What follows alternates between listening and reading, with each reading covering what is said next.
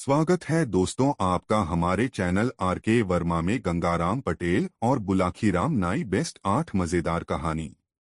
इश्क ने गालिब निकम्मा कर दिया।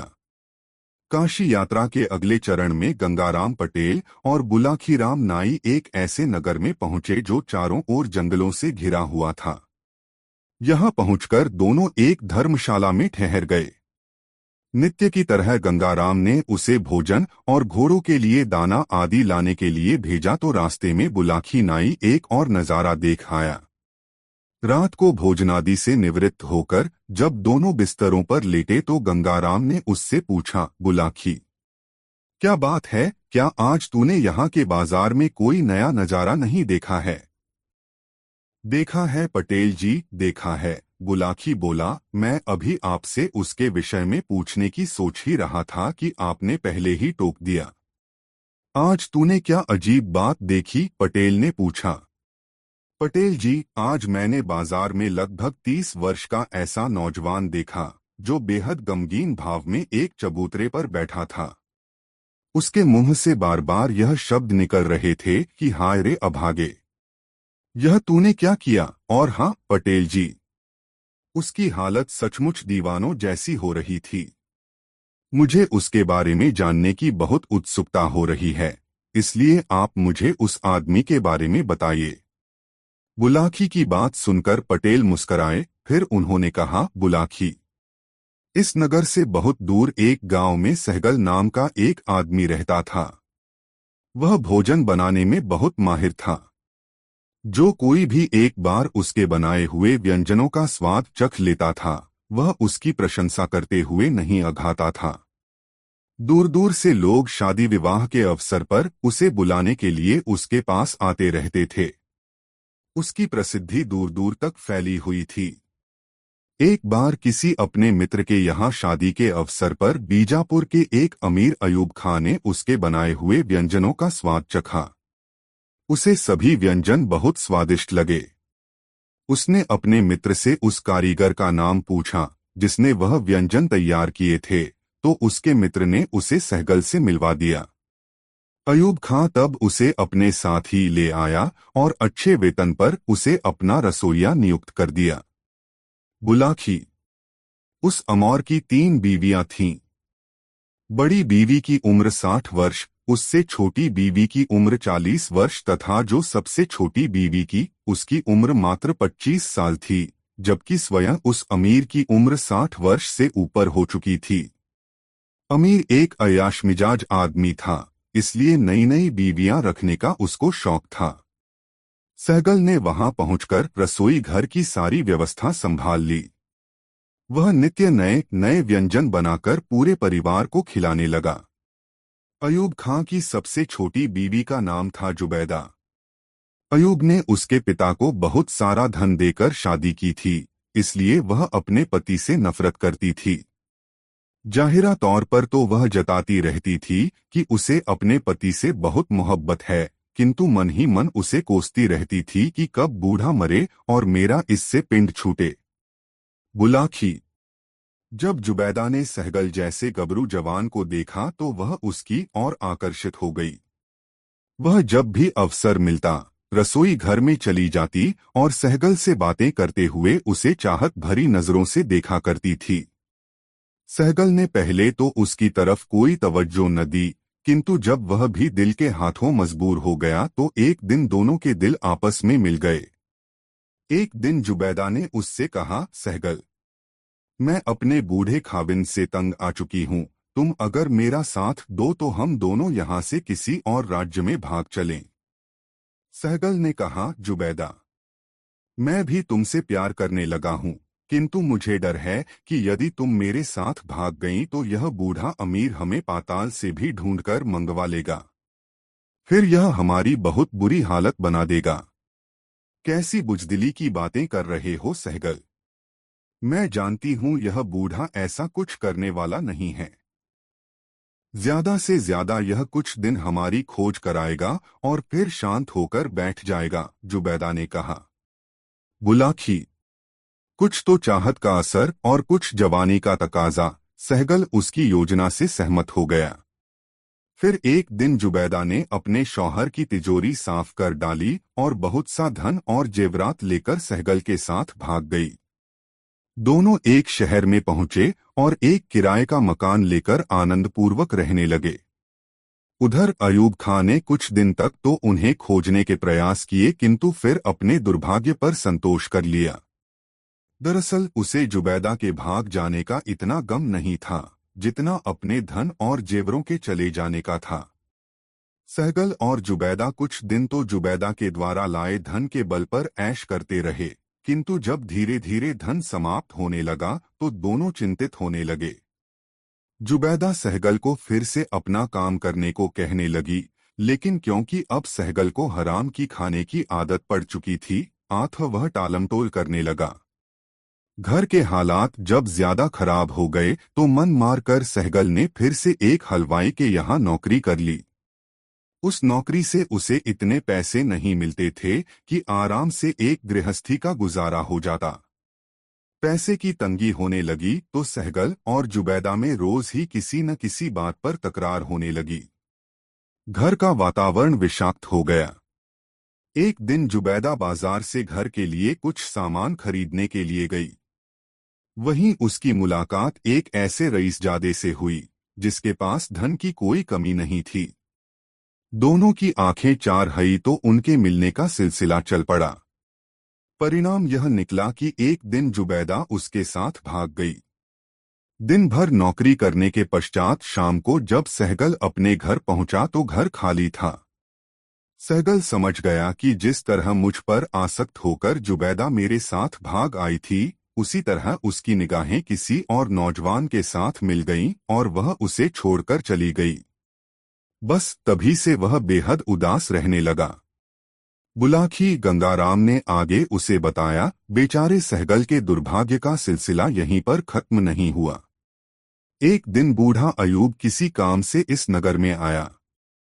वह एक हलवाई की दुकान पर मिठाई खरीदने के लिए पहुंचा तो सहगल पर उसकी नजर पड़ गई।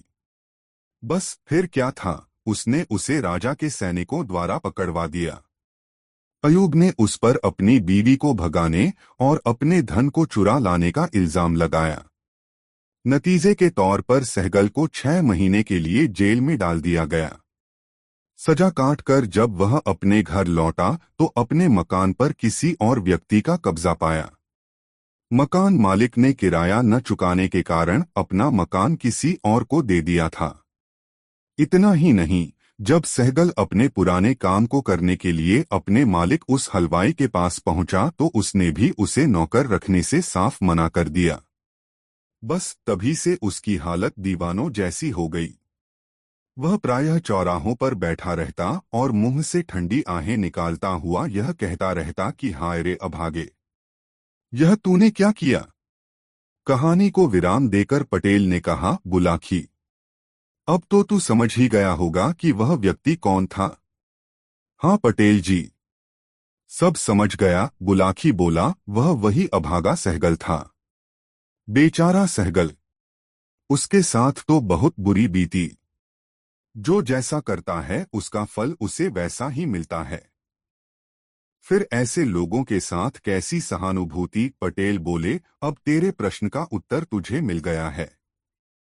आठ चादर ओढ़ और सो जा, मुझे जोरों की नींद आ रही है, कहकर पटेल ने अपने पाँव फैला लिए और लंबी तान कर सो गए। बुलाखी भी कल की यात्रा के विषय में सोचता हुआ नींद के हवाले हो गया। दोस्तों, वीडियो अपने मित्रों को जरूर शेयर कर दे। दो दोस्तों फिर अगले दिन जब वे दोनों काशी की यात्रा पर निकले तो शाम होने से पहले वे एक अन्य नगर में जा पहुंचे और वहीं रात बिताने के लिए पड़ाव डाल दिया। अन्यात वे एक भांति ही पटेल ने अपनी खुर्जी से निकालकर कुछ रुपए बुलाखीराम को सौंपे और उसे अपने और घोड़ों के लिए भोजन खरीद लाने को कहा। दिन अभी शेष था। बुलाखी नगर को देखने की इच्छा से कुछ दूर राजदरबार में चला गया। वहां उसने जो दृश्य देखा तो उसे देखकर उसके आश्चर्य का ठिकाना न रहा। उसने जल्दी से सब सामान खरीदा और लौट पड़ा अपने ठिकाने की ओर। ठिकाने पर पहुंचकर उसने गंगाराम पटेल से कहा, पटेल जी, आज मैंने जो दृश्य देखा है उसका रहस्य बता दो तो मान लूं कि आप सचमुच ही महाज्ञानी और दूरदर्शी हैं, अन्यथा मैं समझूंगा कि आप तो सिर्फ तुक्केबाज हैं। यह कहकर उसने राजमहल के पास जो कुछ देखा था वह पटेल से कह सुनाया। सुनकर पटेल ने कहा, रात को सोते समय तेरी इस समस्या का समाधान करूंगा। थक कर आए हैं, पहले पेट पूजा का तो इंतजाम कर लें, फिर इत्मीनान से बातें करेंगे।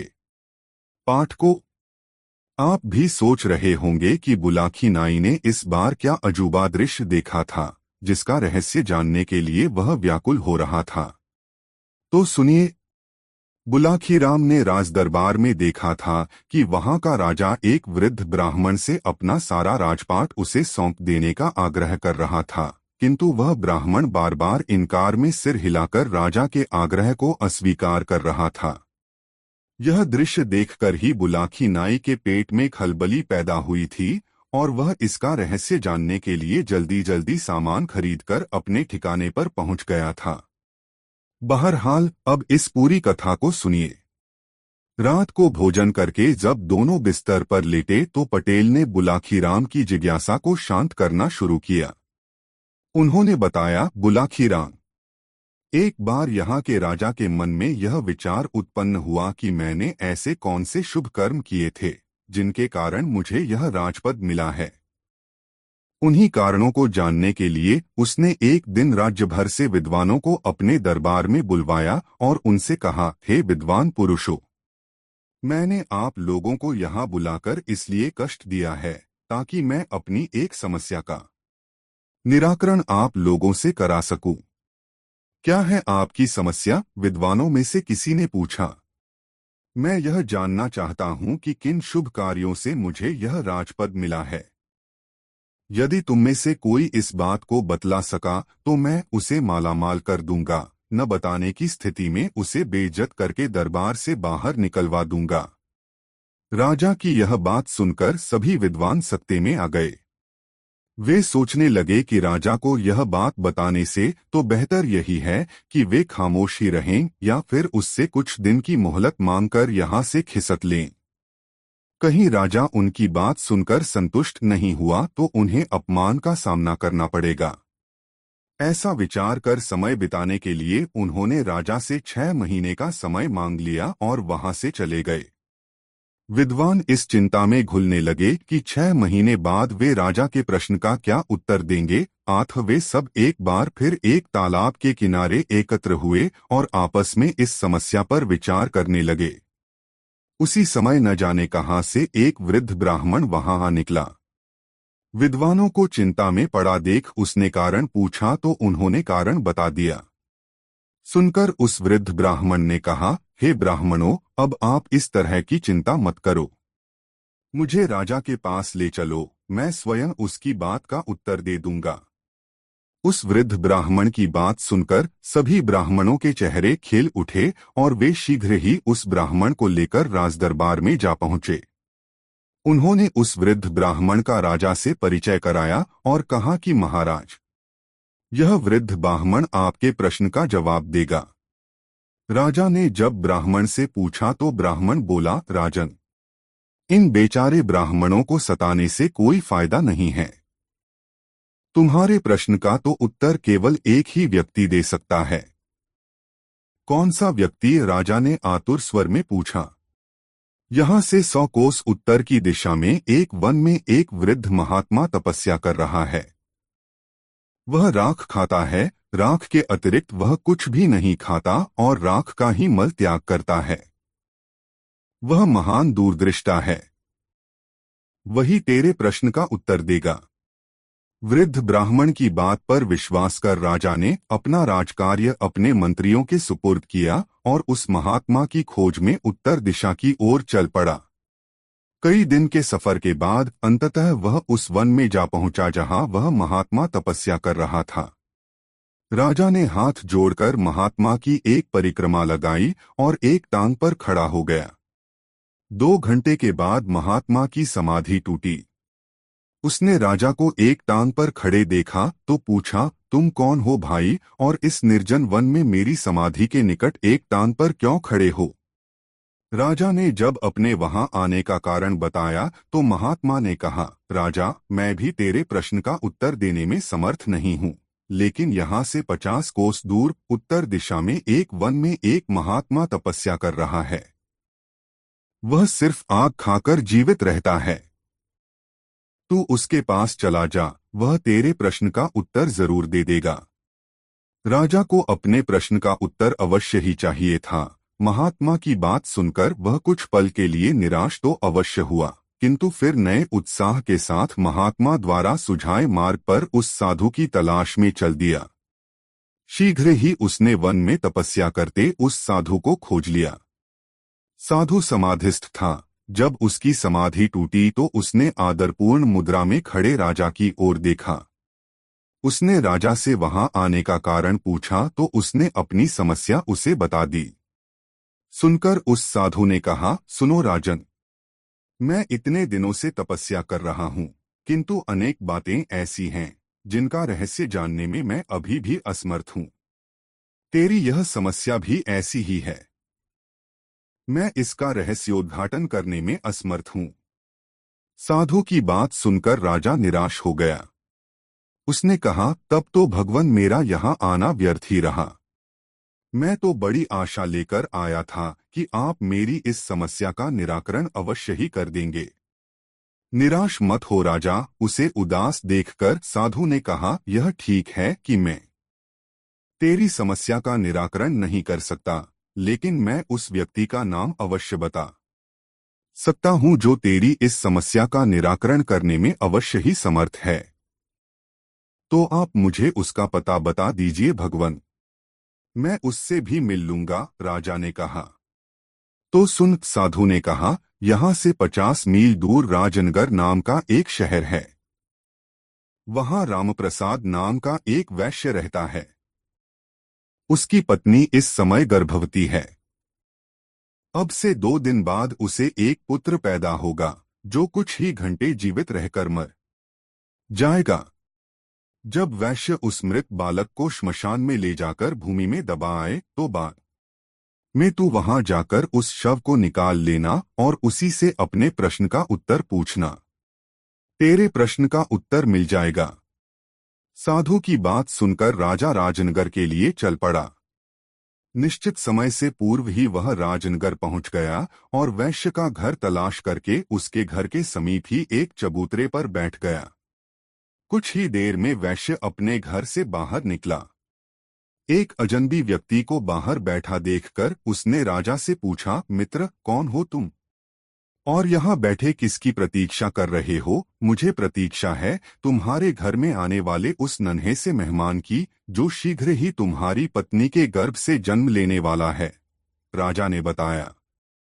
आश्चर्य है, वैश्य उसकी बात सुनकर बोला, भला तुम्हें कैसे मालूम हुआ कि मेरी पत्नी गर्भवती है?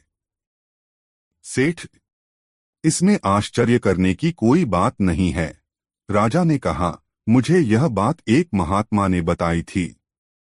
उसने यह भी कहा था कि तुम्हारी पत्नी के गर्भ से जो शिशु जन्म लेगा वह लड़का होगा। लेकिन क्या भाई? वैश्य बोला, तुमने अपनी बात अधूरी क्यों छोड़ दी? शिशु स्वस्थ पैदा होगा न? हाँ भाई, खूब स्वस्थ पैदा होगा, लेकिन सिर्फ कुछ ही घंटे वह जीवित रह पाएगा। बाद में उसकी मृत्यु हो जाएगी। अरे भाई, शुभ शुभ बोलो, वैश्य भयभीत स्वर में बोला। इस अधेड़ आयु में तो मेरे यहाँ पुत्र रत्न पैदा होगा, और अगर वह पैदा होने के बाद मर गया तो यह मेरे लिए बहुत आघात की बात होगी। राजा की बात से भयभीत होकर वैश्य ने आनन फानन में कई वैद्यों, हकीमों और दाइयों का प्रबंध कर लिया, लेकिन जो होना था वह होकर ही रहा। वैश्य की पत्नी की कोख से एक पुत्र पैदा हुआ, लेकिन मात्र 4 घंटे ही वह जीवित रहा। जिस घर में कुछ देर पहले तक खुशी की शहनाइयां बज रही थीं, वहां एकदम मातम छा गया। वैश्य के घर में हाहाकार मच गया। व्यापारी ने छाती पर पत्थर रखकर अपना कर्तव्य पूरा किया। उसने बच्चे के शव को कपड़े से ढांपा और उसे श्मशान में दफन कराया। योजनानुसार तब राजा वहां पहुंचा और उसने उस बालक के शव को बाहर निकाला। आश्चर्य! बाहर आते ही बालक जीवित हो गया। उसने राजा से पूछा, क्यों भाई, किस कारण से तुमने मेरी चिरनिद्रा में विघ्न पैदा किया है? राजा ने जब उससे अपनी समस्या का वर्णन किया तो उस बालक ने कहा, राजा, जिस कारण से या जिस कर्म से तुझे यह राजपद मिला है वह एक लंबी कहानी है।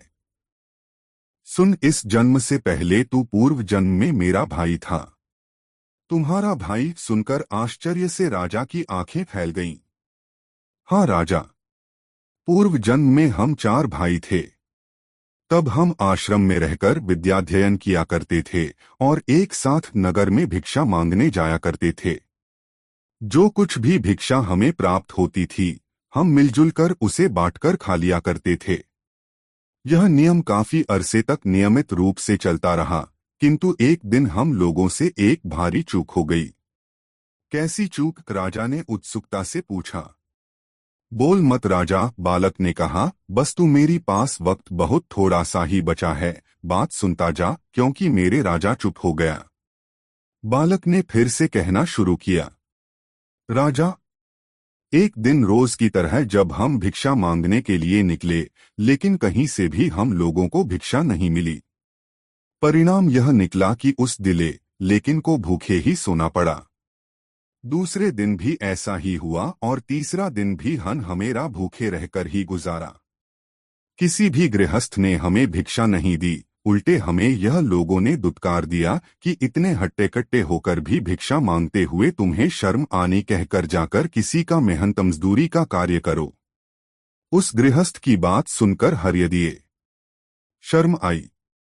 लज्जा के मारे हम उस दिन से भिक्षा मांगने गए ही नहीं। लेकिन तुझे बद स्वीकार न था। तूने कहा कि एक ब्रह्मचारी को लज्जा कैसी? लज्जा को त्यागने के लिए ही तो आश्रम में गुरुजी हमें भिक्षा लाने को कहते हैं, ताकि आगे चलकर ब्रह्मचारी निराकार भाव से परमार्थ के कार्य कर सकें। उनके लिए सब मानव एक जैसे बने, न कोई छोटा हो न बड़ा। मानव एक समान की भावना उनके अंदर पैदा हो जाए। बहरहाल उस दिन तू अकेला ही भिक्षा मांगने निकला और इतनी भिक्षा मांग लाया जिससे 4 रोटियां तैयार हो गईं। हम चारों ने एक एक रोटी बांट ली और खाने की तैयारी करने लगे। तभी एक वृद्ध ब्राह्मण वहां पहुंचा। उसने अपने भोजन में से कुछ भोजन उसे देने की प्रार्थना की। सुनकर मेरे बड़े भाई ने कहा, अरे ब्राह्मण देवता, तुम कहां से आ टपके? हम तो 3 दिन से पहले ही भूखे हैं। मुश्किल से आज एक रोटी खाने को मिली है, उसे भी तुम्हें दे दूंगा तो खाऊंगा क्या राख? इतना कहकर उसने वह रोटी खा ली। अब ब्राह्मण ने दूसरे भाई से थोड़ा सा भोजन देने का आग्रह किया। उसने यह कहकर रोटी देने से इनकार कर दिया कि तुझे रोटी दे दूंगा तो खाऊंगा क्या आग? फिर उस ब्राह्मण ने मुझसे आग्रह किया तो मैंने भी टकासा जवाब दे दिया कि यदि रोटी तुझे दे दूंगा तो मेरा क्या होगा? मैं मरूंगा या जीऊंगा? ब्राह्मण ने तब हम तीनों से निराश होकर तेरी तरफ देखा। तूने बिना किसी हिचकिचाहट के अपनी रोटी उस ब्राह्मण को दे दी, साथ ही यह कहते हुए क्षमा मांगी कि ब्राह्मण देवता, आज तो मैं आपको सिर्फ इतना ही भोजन दे सकता हूँ। आप फिर किसी दिन हमारे यहाँ पधारिए, तब मैं आपका संपूर्ण रूप से आतिथ्य सत्कार करूंगा। सोहे राजा, तब से हम सब अपने पूर्व जन्म में किए हुए उस कर्म का फल भोग रहे हैं। उस दिन वह ब्राह्मण तो एवंस्तु कहकर चला गया और हम तीनों पर मुसीबतों का पहाड़ टूट पड़ा। यह कहकर बालक ने कुछ क्षण के लिए विराम लिया, फिर आगे बोला, राजा, जिस वृद्ध ब्राह्मण ने तुझे पहले साधु के पास जाकर उससे अपने प्रश्न का उत्तर खोजने के लिए कहा था, दरअसल वह वही ब्राह्मण है जो भोजन मांगने के लिए हमारे पास आया था, और वह पहला साधु जो सिर्फ राख खाता है और राख का ही मल त्यागता है, उस काल का हमारा बड़ा भाई है। उसने ब्राह्मण से यह कहा था कि तुम्हें रोटी दे दूंगा तो खाऊंगा क्या राख? आठ ब्राह्मण के शाप से तब से ही वह राख खाकर ही जीवित है। पहले साधु ने तुम्हें दूसरे साधु के पास जाने का परामर्श दिया। वह दूसरा साधु दरअसल हमारा दूसरा भाई है जो सिर्फ आग खाकर ही जीवित रहता है। उसने ब्राह्मण के रोटी मांगने पर यह कहा था कि तुझे रोटी दे दूंगा तो खाऊंगा क्या आग। सो अब ब्राह्मण का शाप उस पर भी फलीभूत हो रहा है। अब मेरे विषय में भी सुन ले। मैंने ब्राह्मण को रोटी न देकर यह कहा था कि यदि मैं तुझे यह रोटी दे दूंगा तो मेरा क्या होगा, मैं जीऊंगा या मरूंगा। बस तभी से मैं जीता और मरता आ रहा हूं। मैं नित्य किसी न किसी के यहाँ जन्म लेता हूँ और कुछ घंटे, कुछ दिवस अथवा कुछ महीने जीवित रहकर मर जाता हूँ और तब से यह घटनाक्रम नियमित रूप से चल रहा है। बालक ने आगे बताया, अब राजा तू अपने विषय में भी सुन। तूने अपने हिस्से की रोटी उस ब्राह्मण को दी और स्वयं भूखा रह गया। तूने अपने आतिथ्य धर्म का पूरी तरह से परिपालन किया, अतः उन्हीं शुभ कर्मों के कारण इस जन्म में तुझे राजा बनने का अवसर मिला है। अतएव तेरे लिए अच्छा यही होगा कि तू अपनी प्रजा की, गरीब असहाय लोगों की और जरूरतमंद लोगों की भरपूर मदद करे, परोपकारी कार्य करे, ताकि तेरा आगामी जीवन सुखमय बन सके। इतना कहकर बालक एकदम चुप हो गया। उसकी आंखें बंद हो गईं, वाणी मूक हो गई और उसकी गर्दन एक ओर को दुलक गई। राजा समझ गया कि सिर्फ इतनी देर के लिए ही यह जीवित हुआ था, अतः उसने बड़ी सावधानी के साथ उस बालक के शव को फिर से भूमि में दबा दिया और घोड़े पर सवार होकर अपने राजमहल में लौट आया। इतनी कथा सुनाकर गंगाराम पटेल ने बुलाकी नाई से कहा, सोहे बुलाकी राम, आज तुम राजदरबार में जिस दृश्य को देखकर आए थे वह इसी कथा से संबंध रखता है। वह वृद्ध ब्राह्मण वही है जिसे राजा ने अपने पूर्व काल में एक रोटी खाने के लिए दी थी और फिर किसी और अवसर पर आने के लिए कहा था ताकि वह उसका समुचित आतिथ्य सत्कार कर सके। राजा उससे अपना राजपाट देने का आग्रह कर रहा था, किंतु ब्राह्मण बार बार राजपाट लेने से इनकार कर रहा था। उम्मीद है अब तुम्हारी जिज्ञासा शांत हो गई होगी, अतः अब तुम भी सो और मुझे भी सोने दो। सुबह फिर से सफर पर निकलना है। यह कहकर गंगाराम ने चादर ओढ़ ली और करवट बदलकर सो गए। बुलाकी राम भी करवट लेकर सो गया। दोस्तों, वीडियो को एक लाइक जरूर करें। 3 चोर को पड़ गए मोर बहुत मजेदार कहानी। काशी यात्रा के अगले पड़ाव में वे दोनों एक नए नगर में पहुंचे। वहां एक खूबसूरत सा बाग देखकर उन्होंने वहीं ठहरने का निश्चय किया। इस बार बुलाकी राम शहर में जिस दृश्य को देखकर आया था वह इस प्रकार का बुलाकी ने देखा कि एक नौजवान चक्की के 2 पाटों को एक लकड़ी में डालकर रास्ते पर लुढ़काता हुआ ला रहा था। तभी घोड़े पर सवार होकर मर्दाना वेश में एक को वहां पहुंची। उसने उस नौजवान पर हंटर बरसाने शुरू कर दिए। युवक हाथ जोड़कर उससे माफी देने की फरियाद करने लगा। युवक के बार बार माफी मांगने पर वह युवती कुछ नरम पड़ी और हंटर बरसाने बंद कर वहां से घोड़ा दौड़ाती हुई चली गई। यह दृश्य देखकर बुलाकी के मन में उस रहस्य को जानने को उत्सुकता पैदा हो गई। रात को सोने से पूर्व जब उसने गंगाराम पटेल से इस रहस्य को उजागर करने का आग्रह किया तो गंगाराम ने कहा, बुलाकी राम, ध्यान से सुन, इस नगर में जानी नाम का एक ठग रहता है। जानी के पिता का देहांत हो चुका है। परिवार में उसकी मां और वह स्वयं ये हो प्राणी हैं। जानी ठगी के द्वारा ही अपनी जीविका चलाता है। एक दिन की बात है, जानी की मां बहुत उदास भाव में बैठी हुई थी। तभी जान ने अपने काम से घर वापस लौटा। मां को उदास देखकर उसने पूछा, मां, क्या बात है, आज तू बहुत उदास लग रही है। मां बोली, बेटा जानी, मेरी उदासी का कारण तू ही है। मैं तेरे ही विषय में चिंतित हूं। मेरे विषय में? हाँ बेटा, मैं यह सोचकर चिंतित हो रही हूं कि मेरे मरने के बाद तू भोजन कैसे बनाकर खाएगा। अगर मेरे सामने ही तेरा विवाह हो जाता तो कितना अच्छा होता। मैं तुझसे बार बार कहती हूं कि बेटा अपना विवाह कर ले, किंतु तू मेरी बात पर ध्यान हो नहीं देता। माँ, जानी बोला, अब तू यह चिंता छोड़ दे। मैंने विवाह करने का मन बना लिया है। जल्द ही मैं तेरे लिए एक ऐसी सुंदर बहू ढूंढ लाऊंगा जो तुझे हर प्रकार का आराम देगी। बहू के आ जाने पर चूल्हा चक्की के कामों से तुझे निजात मिल जाएगी। फिर तू आराम से बैठकर ईश्वर का भजन करती रहना। जानी की माँ यह सुनकर खुश हो गई। जानी भी अपनी होने वाली पत्नी के लिए जेवर आदि जुटाने में लग गया। इसी प्रयास में वह एक दिन एक सर्राफ की दुकान पर पहुंचा। उसने बड़ी अच्छी पोशाक पहन रखी थी। आठ सर्राफ ने उसे कोई बहुत बड़ा ग्राहक समझा। उसने जानी से पूछा, बताइए जनाब, कौन सा जेवर खरीदेंगे? मुझे एक खूबसूरत सा हार दिखाइए, ऐसा हार जिसकी कीमत भी वाजिब हो और जो दिखने में भी अच्छा हो। जानी ने कहा, हाँ हाँ जरूर, मैं अभी आपको आपकी पसंद का हार दिखाता हूँ। यह कहकर सर्राफ ने उसके सामने कई तरह के हार पेश कर दिए। जानी ने उसमें से एक हार पसंद कर लिया। हार को परखते हुए उसने सर्राफ से पूछा, कितनी कीमत है इस हार की?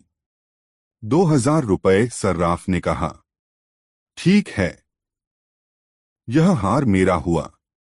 जब तक मैं रुपए निकालूं, आप इसकी रसीद लिखकर मुझे दे दीजिए। दुकानदार जब रसीद बुक लेने अंदर चला गया, तभी योजनानुसार जाने की माँ ग्राहक बनकर वहां पहुंची और शोकेसों में सजे जेवरों को देखने लगी। इससे पूर्व की सर्राफ लौटता जानी ने बड़ी फुर्ती के साथ वह हार अपनी माँ की तरफ उछाल दिया, जिसने फौरन ही वह हार अपने ब्लाउज के गले में खोस लिया। जब तक सर्राफ रसीद लेकर लौटा, वह हार लेकर वहां से रफूचक्कर हो गई। जानी ने रसीद लेकर जेब में रख डोली और 2000 रुपए गिनकर सर्राफ को दे दिए, लेकिन उसने वहां से उठने का कोई प्रयास नहीं किया। उसकी निगाह शोकेसों में लटके दूसरे जेवरातों पर घूमती रही। उसे उत्सुक देखकर सर्राफ ने उससे पूछा, कोई और जेवर चाहिए जनाब? हाँ, मुझे उस जैसा ही कोई दूसरा हार दिखा दीजिए, जानी बोला। दुकानदार ने तत्परता से उसे दूसरा हार लाकर दे दिया। जानी ने हार जेब में डाला और बाहर जाने लगा। यह देखकर दुकानदार ने कहा, श्रीमान, इस हार की कीमत तो चुका दीजिए। कीमत? कीमत तो मैं आपको पहले ही दे चुका हूं। अब क्या एक चीज की कीमत दो दो बार लोगे? जानी दुकानदार पर बिगड़ उठा। दोनों में वाद विवाद होने लगा। नौबत हाथापाई तक पहुंच गई। दुकान के बाहर भीड़ इकट्ठी हो गई। सर्राफ कह रहा था कि हार का दाम चुकाओ और जानी कह रहा था कि मैंने कीमत चुका दी है। झगड़ा ज्यादा बढ़ा तो वहां पुलिस पहुंच गई। कोतवाल दोनों को पकड़कर पुलिस थाने में ले आया। कोतवाल ने सर्राफ से पूछा, सेठ जी, अब बताओ असल माजरा क्या है? सेठ बोला, हुजूर, इस आदमी ने मुझसे एक हार खरीदा था, उसकी कीमत देकर इसने मुझसे रसीद लिखवा ली। फिर इसने दूसरा हार खरीदा, परंतु उसकी कीमत नहीं चुकाई और यह हार लेकर चल दिया। जब मैंने इसे रोककर हार के दाम मांगे तो यह कहता है कि कीमत तो मैं दे चुका। सर्राफ की बात सुनकर कोतवाल ने जानी से पूछा, अब तुम बताओ भाई, क्या ये सेठ जी सच कह रहे हैं? नहीं हुजूर, ये सरासर झूठ बोल रहे हैं। मैंने इनसे एक ही हार खरीदा है जिसकी रसीद मेरे पास है। यह कहकर उसने वह हार और उसकी रसीद कोतवाल के सामने पेश कर दी।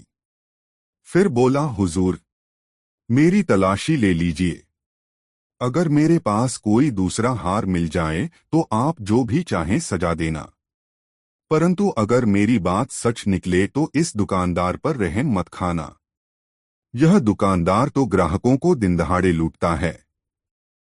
कोतवाल ने जानी की जामा तलाशी ली, लेकिन उसके पास से कोई और हार न मिला। यह देखकर सर्राफ का चेहरा पीला पड़ गया।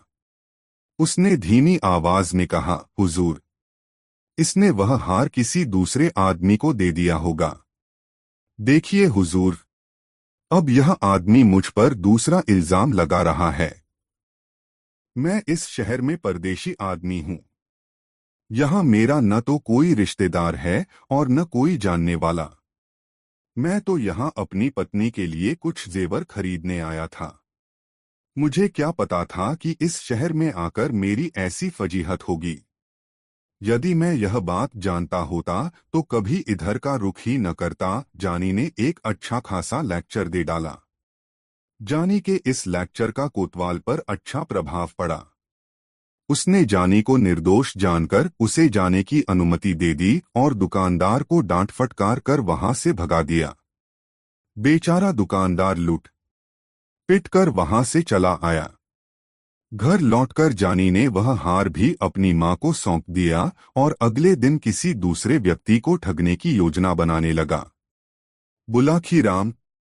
अगले दिन जानी फिर ठगी करने के लिए निकला। उसने एक हलवाई की दुकान से 2 सेर जलेबियां खरीदी और उन्हें लेकर नगर के बाहर एक रास्ते पर बैठ गया। वहां उसने उन जलेबियों में कांटे से छेद कर दिए और एक बबूल के पेड़ पर चढ़कर वह जलेबियां पेड़ के कांटों में टांग दी। कुछ जलेबियां अपने पास भी रख लीं। कुछ ही देर बाद उसे एक आदमी घोड़े पर बैठा आता दिखाई दिया। उसके घोड़े पर काफी सामान लदा हुआ था और वह घोड़ा भी बहुत अच्छी नस्ल का था। जानी ने उस व्यक्ति को ही अपने शिकार के रूप में चुन लिया। वह व्यक्ति करीब आया तो जानी ने उससे कहा, आओ मित्र, घोड़े से उतरकर नीचे आओ। देखो मेरे पास कैसी बढ़िया चीज है। वह व्यक्ति घोड़े से नीचे उतर आया। जानी ने कुछ जलेबियां उसकी ओर बढ़ाते हुए कहा, लो यह फल खाओ। इनका स्वाद बहुत ही उत्तम है। अजनबी व्यक्ति जब जलेबी लेने से झिझकने लगा तो जानी ने एक जलेबी अपने मुंह में डाल ली। बोला, झिझको नहीं मेरे भाई, निःसंकोच होकर खाओ। खाने में बेहद मजेदार हैं ये फल। फल? तुम इन्हें फल कह रहे हो, यह तो जलेबियां हैं। अजनबी बोला। तुम्हें धोखा हो रहा है मित्र। जानी बोला, यह फल ही है। समीप के एक वृक्ष से मैंने अभी अभी इन्हें तोड़ा है। विश्वास न हो तो मेरे साथ चलकर देख लो। अजनबी उसकी बातों में आ गया। उसने एक जलेबी मुंह में डाल ली। अब जलेबी तो मीठी होती ही है। अजनबी को वह बहुत स्वादिष्ट लगी। वह बोला, यह तो सचमुच बहुत मीठी है, पर मुझे यह विश्वास नहीं हो रहा कि सचमुच ही तुमने इन्हें किसी वृक्ष से तोड़ा है। ओफो मित्र, तुम तो बहुत शक्की जान पड़ते हो। आओ मेरे साथ, मैं तुम्हें वह पेड़ दिखाता हूँ। उस पर अभी भी इस जैसे बहुत से फल हैं। यह कहकर वह उस अजनबी को बबूल के पेड़ के पास ले गया और उस पर अपने द्वारा लटकाई हुई जलेबियों को दिखाते हुए बोला, लो देख लो अपनी आंखों से, वे लटके हैं फल। अजनबी लालच में आ गया। उसने घोड़े की रास जानी को पकड़ाई और यह कहकर कि तुम इस घोड़े को पकड़ो, कुछ फल मैं भी तोड़ लूं। बबूल के उस पेड़ पर चढ़ गया। बस फिर क्या था, जानी उछलकर घोड़े की पीठ पर जा बैठा। घोड़ा मोड़ा और 2-3 हंटर उसकी पीठ पर जमा दिए। घोड़ा तूफानी रफ्तार से भाग छूटा। अजनबी यह दृश्य देखकर बौखला उठा। वह तेजी से नीचे उतरा और पकड़ो दौड़ो की आवाजें लगाता उसके पीछे भागा, किंतु घोड़े और मनुष्य का क्या मुकाबला। जानी शीघ्र ही उसकी निगाहों से ओझल हो गया। लुटापिटा मुसाफिर आवाजें लगाता ही रह गया। बुलाखी। जानी जब घोड़े को सरपट दौड़ाता हुआ ले जा रहा था, तभी रास्ते में उसे एक बुढ़िया दिखाई दी जो अपनी जवान बेटी के साथ शहर की ओर जा रही थी। यह देखकर जानी का शैतानी दिमाग फिर सक्रिय हो उठा। उसने अपना घोड़ा उस बुढ़िया के पास ले जाकर रोका और उससे पूछा, बुढ़िया माई, कहीं दूर से आ रही हो क्या? हाँ बेटा, हम 5 कोस दूर से पैदल ही चलकर आ रही हैं। शहर में एक रिश्तेदार के यहाँ जाना है, बुढ़िया बोली। तब तो जरूर थक गई होगी। आओ मेरे पीछे घोड़े पर बैठ जाओ। मैं तुम्हें वहां तक छोड़ दूंगा, जानी ने कहा। नहीं बेटा, बुढ़िया बोली, मैं तो नहीं थकी, क्योंकि मुझे तो पैदल चलने का अभ्यास है। हाँ, यह मेरी बेटी जरूर थक गई है। कभी इतनी दूर पैदल नहीं चली है न, इसलिए तुम मेरी जगह इसे कुछ देर के लिए अपने पीछे बिठा लो। जानी ने तब उसकी जवान बेटी को अपने पीछे घोड़े पर बिठा लिया। बुढ़िया ने कहा, बेटा तुम सचमुच एक रहमदिल आदमी हो, वरना आज के जमाने में कौन किसी की मदद करता है। अच्छा, जरा अपना नाम तो बता दो। मेरा नाम है जम्वाई राजा, ऐसा कहकर जानी ने घोड़े को एड़ लगा दी। घोड़ा तेजी से आगे की ओर भाग छूटा। यह देखकर बुढ़िया चिल्लाने लगी, ओ जम्वाई राजा रुको। मेरी बेटी को कहाँ भगाए ले जा रहे हो? अरे कोई मेरी मदद करो। जम्वाई राजा मेरी बेटी को भगाए ले जा रहा है। उसकी पुकार सुनकर लोग हंसने लगे। एक व्यक्ति कहने लगा, अरे बुढ़िया माई, तेरी बेटी को तेरा जम्वाई ले जा रहा है तो इसमें बुरी बात क्या है? पत्नी तो अपने पति के ही साथ जाएगी न, फिर तू इतना क्यों चिल्ला रही है? बेचारी बुढ़िया हाथ मलकर रह गई। जानी ठग उसे भी चूना लगा गया। बहरहाल जानी उस युवती को लेकर अपने घर पहुंचा। लड़की चिल्लाने लगी तो जानी ने उसके मुंह पर कपड़ा बांध दिया। उसके हाथ पांव भी बांध दिए ताकि वह भाग न सके। फिर वह अपनी मां से बोला, मां, तू मुझसे विवाह करने को कह रही थी न? देख, यह बहू लाया हूं तेरे लिए। यह सुनकर बुढ़िया खुश हो गई। उसने लड़की की बलैया ली और जानी से कहा, बेटा, बहू तो अच्छी है, परंतु तुमने हाथ पांव और मुंह क्यों बांध दिए हैं? अरे खोल दे इसके हाथ पांव को। यह तो मेरी बड़ी प्यारी बहू है। यह कोई गड़बड़ थोड़े ही करेगी। फिर उसने उस युवती के सिर पर हाथ फिराते हुए उससे पूछा, क्यों बहू? चीखेगी, चिल्लाएगी तो नहीं? युवती भी हालात को समझ गई थी। उसने गर्दन हिलाकर सहमति व्यक्त कर दी। उसने मन में सोचा कि मौका हाथ लगने दे बुढ़िया, तुझे और तेरे इस ठग बेटे को ऐसा पाठ पढ़ाऊंगी कि तू भी क्या याद रखेगी। उस रात जानी की मां ने अपनी नई बहू के लिए बहुत स्वादिष्ट व्यंजन बनाए और अपने हाथों से उन्हें उस युवती को खिलाया। अगले दिन जानी की तथाकथित बहू ने जानी से कहा, ऐ जी सुनिए, अब तो मैंने भी फैसला कर लिया है कि आपकी पत्नी बनकर ही इस घर में रहूंगी। पर ऐसा करने से पहले मुझे अपनी गृहस्थी का सामान भी इकट्ठा करना होगा। आप ऐसा कीजिए, बाजार चले जाइए और एक चक्की खरीद लाइए। मैं अपने हाथों से आटा पीसकर उससे आपका भोजन तैयार किया करूंगी। इतनी कहानी सुनाकर गंगाराम पटेल ने कुछ क्षण के लिए विराम लिया। हुक्के के 2-3 घंट लिए और आगे बोले, बुलाखी, स्त्री की जात बहुत विचित्र होती है। स्त्रियां चरित्र के बारे में अनेक कहावतें कही और सुनी जाती हैं। कहते हैं कि जब इसका भेद ब्रह्मा ने भी नहीं पाया तो आदमी की क्या औकात। जानी उसकी बातों में आ गया और उसी समय चक्की लाने के लिए बाजार को चल पड़ा। जब उस युवती को यह विश्वास हो गया कि अब जानी काफी दूर चला गया है तो उसने उठकर अंदर का कुंडा बंद कर लिया। टहलती हुई वह जानी के मां के करीब आई और किसी चीते की तरह तेजी से उस पर झपट पड़ी। उसने उसे काबू में किया और उसके हाथ पांव और मुंह पर कपड़ा बांधकर उसे एक कोने में पटक दिया। अब उसने पूरे घर को खंगालना शुरू किया। घर की सभी मूल्यवान चीजें जैसे जेवर, रुपए, पैसे आदि खोज खोज कर एक बड़े से थैले में भर लिए। अपना जनाना लिबास उतारा और जानी के कीमती मर्दाना कपड़े पहन लिए। फिर उसने थैला उठाया और उसे घोड़े की पीठ पर रख लिया। वह घोड़े पर बैठी और उस पर सवार होकर बाहर चली गई। जानी की मां उसे जाते हुए देखकर टुकुर टुकुर ताकती रह गई। चोर के ऊपर मोर पड़ गया था। युवती मर्दाने वेश में घोड़े पर सवार होकर बाजार में पहुंची। शीघ्र ही उसे जानी दिखाई दे गया, जो चक्की के दोनों पार्टों को एक लकड़ी के डंडे में फंसाकर उसे घसीटता हुआ ला रहा था। युवती उसके पास पहुंचकर रुकी और कड़क कर कहा, अरे हरामखोर, यह क्या कर रहा है? इस चक्की के पार्टों को सड़क पर घसीटकर राजकीय सड़क को खराब कर रहा है। ऐसा कहकर उसने 3-4 हंटर जानी की पीठ पर जमा दिए।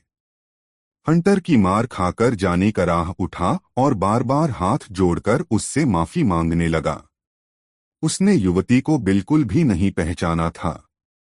मर्दाने वेश में वह उसे कोई बहुत बड़ा सरकारी अफसर ही समझ रहा था।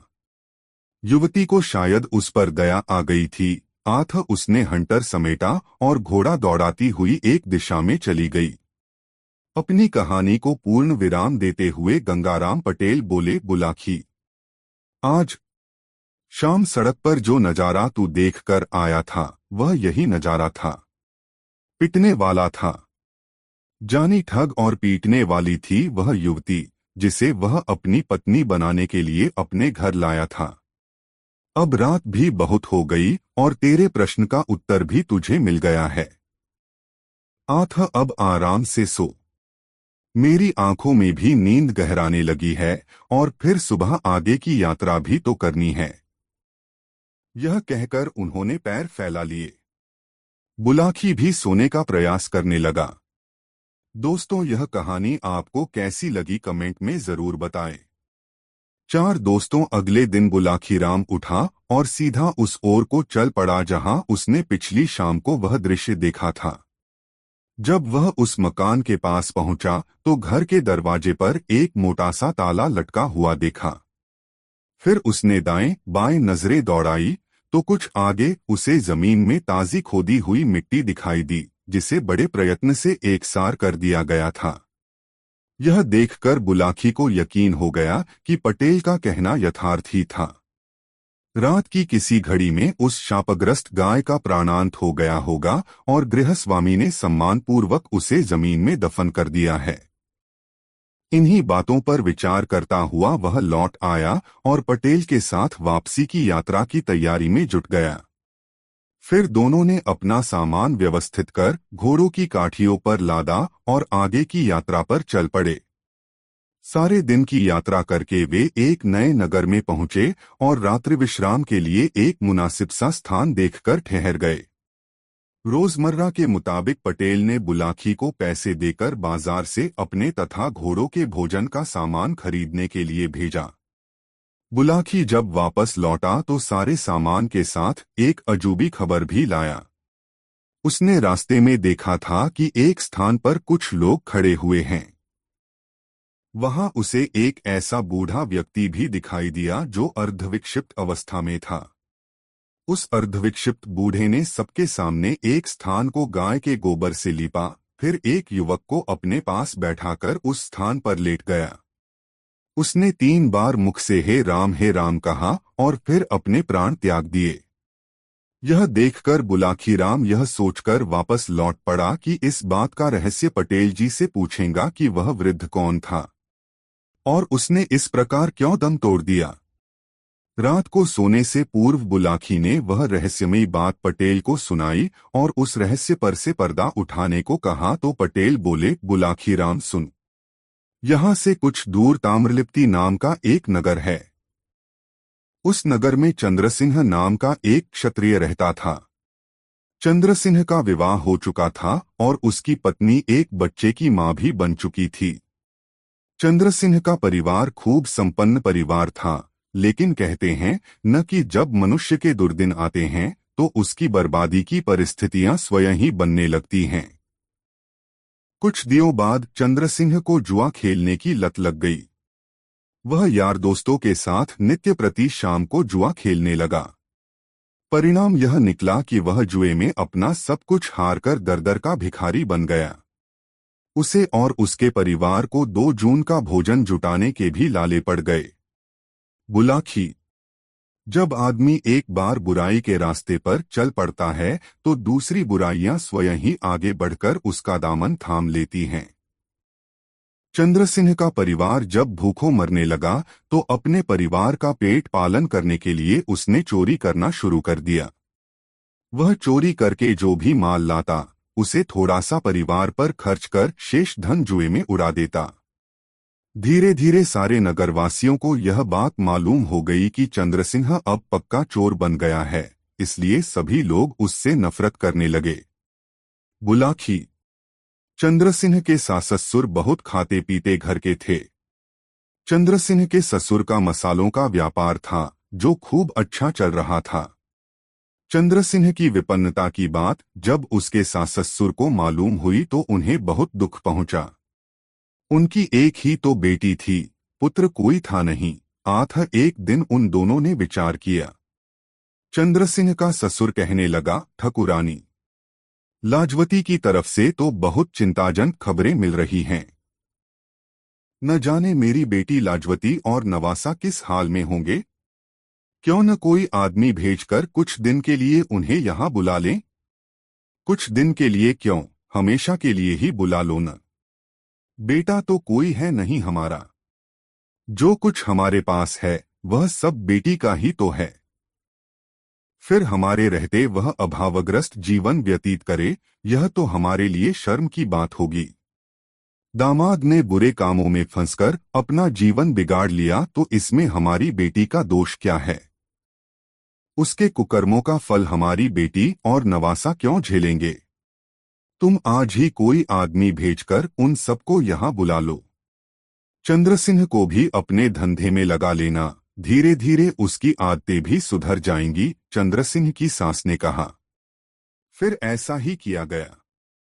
चंद्रसिंह के ससुर ने चंद्रसिंह और उसके परिवार को अपने पास ही बुला लिया। चंद्रसिंह के जिम्मे दुकान की जिम्मेदारी सौंप दी और सोच लिया कि उसका दामाद कुछ सुधर जाएगा। बुलाखी। ससुराल में आकर चंद्रसिंह कुछ दिन तो ठीक ढंग से रहा, लेकिन फिर उसकी बुरी आदतें उस पर हावी होने लगीं। मौका देखकर वह बाहर जाने लगा और ऐसे लोगों की खोज करने लगा जो उसी की तरह जुए के शौकीन हों। कहावत है कि शक्कर खोरे को शक्कर और मूंजी को टक्कर। जिस आदमी को जैसे लोगों की चाहत होती है वह अपने जैसे लोग ढूंढ ही लेता है। चंद्रसिंह ने भी इस नए शहर में अपनी ही जैसी आदत वाले कुछ लोग ढूंढ लिए और वह फिर से उनके साथ जुआ खेलने लगा। इसके लिए वह गाहे दुकान के गल्ले से पैसे चुरा लेता और उन्हें जुए में उड़ा देता। ससुर को यह बात मालूम भी हो जाती कि उसकी दुकान के गल्ले से पैसे चोरी हो रहे हैं, किंतु वह यह सोचकर आंख मींच लेता कि बहती नदी के जल से कुछ जल निकल भी गया तो कौन सी विशेष हानि होने वाली है। बहरहाल वक्त इसी तरह से आगे सरकता रहा। एक दिन की बात है। दोपहर का समय था। चंद्रसिंह अपने ससुर की दुकान पर बैठा हुआ था, तभी उसे दस्त करने की इच्छा हुई। तब वह शौच करने के लिए दुकान से निकलकर दिशा मैदान को चल पड़ा। जंगल में वह ज्यादा ही दूर निकल गया। सामने एक बेरी की झाड़ी नजर आई तो वहीं शौच करने के लिए बैठ गया। उस झाड़ी के निकट एक बबूल का पेड़ था जिस पर एक जिन्न का निवास था। जिन्न ने जब उसे शौच कर्म करते देखा तो उसे चंद्रसिंह पर बहुत गुस्सा आया। उसने उसे सजा देने का निर्णय कर लिया। शौचकर्म से निपटकर चंद्रसिंह वापस लौटा और दुकान के काम में लग गया। शाम को जब वह घर लौटा तो परिवार के लोगों से मिला, भोजन किया और अपने कमरे में सोने के लिए चला गया। उस रात वह जुआ खेलने नहीं जा सका क्योंकि उसके ससुर ने उस पर कठोर पाबंदियां लगा दी। वैसे भी उसके ससुर की हवेली इतनी मजबूत थी कि एक बार बाहर का दरवाजा लगा देने के बाद उसका दरवाजा खोलना बहुत मुश्किल था। हवेली के ऊपरी हिस्से में उसने लोहे का ऐसा मजबूत जाल डलवा रखा था कि कोई भी उस जाल को काटे बिना हवेली में दाखिल हो ही नहीं सकता था। बुलाखी। वह जिन्न जिसके स्थान पर दोपहर के समय चंद्रसिंह शौच कर आया था, रात के समय उस हवेली के बाहर पहुंचा और दरवाजे पर दस्तक लगाई। दस्तक लगने पर चंद्रसिंह अलसाया सा उठा। उसने दरवाजे के निकट जाकर पूछा, कौन हो भाई? तुम्हारा एक दोस्त दरवाजे के बाहर से जिन ने उत्तर दिया, तुम्हें जुआ खेलने के लिए निमंत्रित करने आया हूं। मजबूरी है दोस्त, चंद्रसिंह बोला, मैं बाहर नहीं जा सकता। अंदर से दरवाजे पर मजबूत ताला लगा है और चाबी मेरी पत्नी के पास है। चाबी की चिंता मत करो, जिन ने कहा, बस तुम यह बता दो कि जुआ खेलने की इच्छा है तुम्हारे मन में। चाहता तो हूं, लेकिन ताला। चंद्रसिंह की बात पूरी भी न हुई थी कि दूसरी ओर से जिन ने जल्दी से कहा, ताले की बात छोड़ो, बस तुम दरवाजे के पास अपनी आंखें बंद कर खड़े हो जाओ। आंखें खोलोगे तो तुम इस हवेली के बाहर खड़े होगे। जिन के कहने के अनुसार चंद्रसिंह ने अपनी आंखें बंद कर ली। आंखें खोल तो वह मकान के बाहर था। चंद्रसिंह को यह सब देखकर बहुत आश्चर्य हुआ। माम ने देखा तो वह भय से कांप उठा। एक नंगधंग जिन्न उसके सामने खड़ा था। घबराओ नहीं, उसे भयभीत देखकर जिन्न ने कहा, मुझे अपना दोस्त ही समझो। यह कहकर जिन्न ने उसका हाथ पकड़ा और अपने स्थान की ओर से चला। बुलाखी। जिन्न उसे लेकर उसी बेरी की झाड़ी के पास पहुंचा। उसने वहां पहुंचकर कोई संकेत किया तो एक स्थान पर जमीन फट गई और नीचे की ओर जाती सादियां नजर आने लगीं। सीढ़ियां उतरकर जब दोनों नीचे पहुंचे तो चंद्रसिंह ने स्वयं को एक सजेसजाए बहुत ही खूबसूरत कमरे में खड़ा हुआ पाया। कमरे में पत्र का खूबसूरत पलंग बिछा हुआ था, जिस पर जुआ खेलने में उपयुक्त सारा सामान रखा हुआ था। सारी रात चंद्रसिंह और वह जिन्न जुआ खेलते रहे। सुबह मुर्गे ने बांग दी तो चंद्रसिंह सचेत हुआ। उसने जिन्न से कहा, मित्र, सुबह होने को है, मेरा कर पहुंचना बेहद जरूरी है। आथ किसी तरह से मुझे मेरे घर पहुंचाओ। जिन्न कहने लगा, घर तो मैं पहुंचा दूंगा, किंतु भूलकर भी आज की घटत का किसी से जिक्र मत कर देना। यदि तुमने ऐसा किया तो मेरा क्रोध तुम पर टूट पड़ेगा। तुम पागल हो जाओगे। तुम विश्वास करो मित्र, मैं इस घटना का जिक्र किसी से भी नहीं करूंगा। बस अब तुम जल्दी से मुझे मेरे घर पहुंचा दो। बस तो फिर मीचो अपनी आंखें, बोला जिन्न। आंखें खोलोगे तो स्वयं को अपने बिस्तर पर पाओगे। जिन्न के कहे अनुसार चंद्रसिंह ने अपनी आंखें बंद कर लीं। फिर जब उसने अपनी आंखें खोलीं तो वह अपने बिस्तर पर मौजूद था। बुलाखी। जब चंद्रसिंह उस जिन्न के साथ जुआ खेलने में व्यस्त था तो उस समय एक और घटना घट गई। अर्धरात्रि के समय चंद्रसिंह की पत्नी उसके कमरे में यह देखने के लिए पहुंची कि उसका पति चैन से सोया हुआ है या नहीं। पर जब उसने उसका बिस्तर खाली देखा तो वह सन्न रह गई। दरवाजे की ताली उसके पास थी, फिर वह बाहर कैसे चला गया? उसने अपने पिता को जगाया और सारी बात बताई। सुनकर उसका पिता भी हतप्रभ रह गया। हवेली में कई कमरे थे। सारे कमरों में वंद्रसिंह को तलाश की गई, किंतु जब वह किसी कमरे में नहीं मिला तो वे लोग यह सोचकर सो गए कि सुबह देखेंगे। सुबह हुई। चंद्रसिंह की पत्नी फिर अपने पति के कमरे में पहुंची तो यह देखकर उसके आश्चर्य का ठिकाना न रहा कि उसका पति तो अपने बिस्तर पर पड़ा हुआ खराटे भर रहा था। वह दौड़ी हुई अपने पिता के पास पहुंची और यह बात बताई। सुनकर चंद्रसिंह का ससुर भी आश्चर्य करने लगा। उसे चंद्रसिंह के एकाएक इस प्रकार राल के समर अपने कमरे से गायब हो जाने और फिर प्रकट हो जाने में कुछ रहस्य प्रतीत हुआ। तब उसने अपनी पुत्री से कहा, बेटी, तुम अपने पति के कमरे में जाओ, सामान्य ढंग से उससे बातचीत करो। रात की घटना का उससे कोई जिक्र मत करना। बस नित्य की बातें ही पूछना और उसे बातों में उलझाकर यह रहस्य जानने की कोशिश करना कि रात को वह दरवाजे पर ताला लगा होने पर भी बाहर कैसे चला गया और फिर वापस कैसे आ गया। जी पिताजी, ऐसा कहकर चंद्रसिंह की पत्नी अपने पिता के कमरे से बाहर निकल आई और अपने पति के कमरे में चली गई। चंद्रसिंह की पत्नी ने धीरे से उसे झकझोरा। बोली, ए जी, अब उठ भी जाओ, सुबह हो चुकी है। तैयार होकर दुकान पर भी जाना है। चंद्रसिंह आंखें मलता हुआ उठा। पत्नी को देखकर मुस्कराया और बोला, कितना समय हो गया है? 9 बज रहे हैं। बस अब फटाफट तैयार हो जाओ, मैं नाश्ता तैयार करती हूँ, कहकर वह रसोई घर में चली गई। थोड़ी ही देर बाद वह नाश्ते की थाली सजा लाई और चंद्रसिंह के आगे रख दी। चंद्रसिंह ने पहला ही ग्रास खाया था कि उसने अपना हाथ रोक दिया। पत्नी ने पूछा, क्या हुआ? नाश्ता अच्छा नहीं है क्या?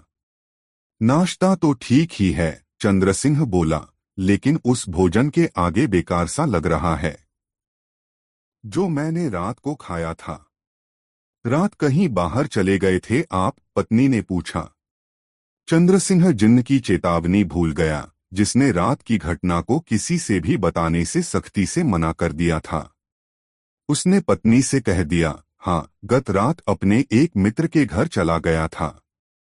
वहां बहुत लजीज भोजन खाने को मिला था, मगर ताला तो बंद था। फिर आप बाहर कैसे चले गए? पत्नी ने एकाएक पूछ लिया।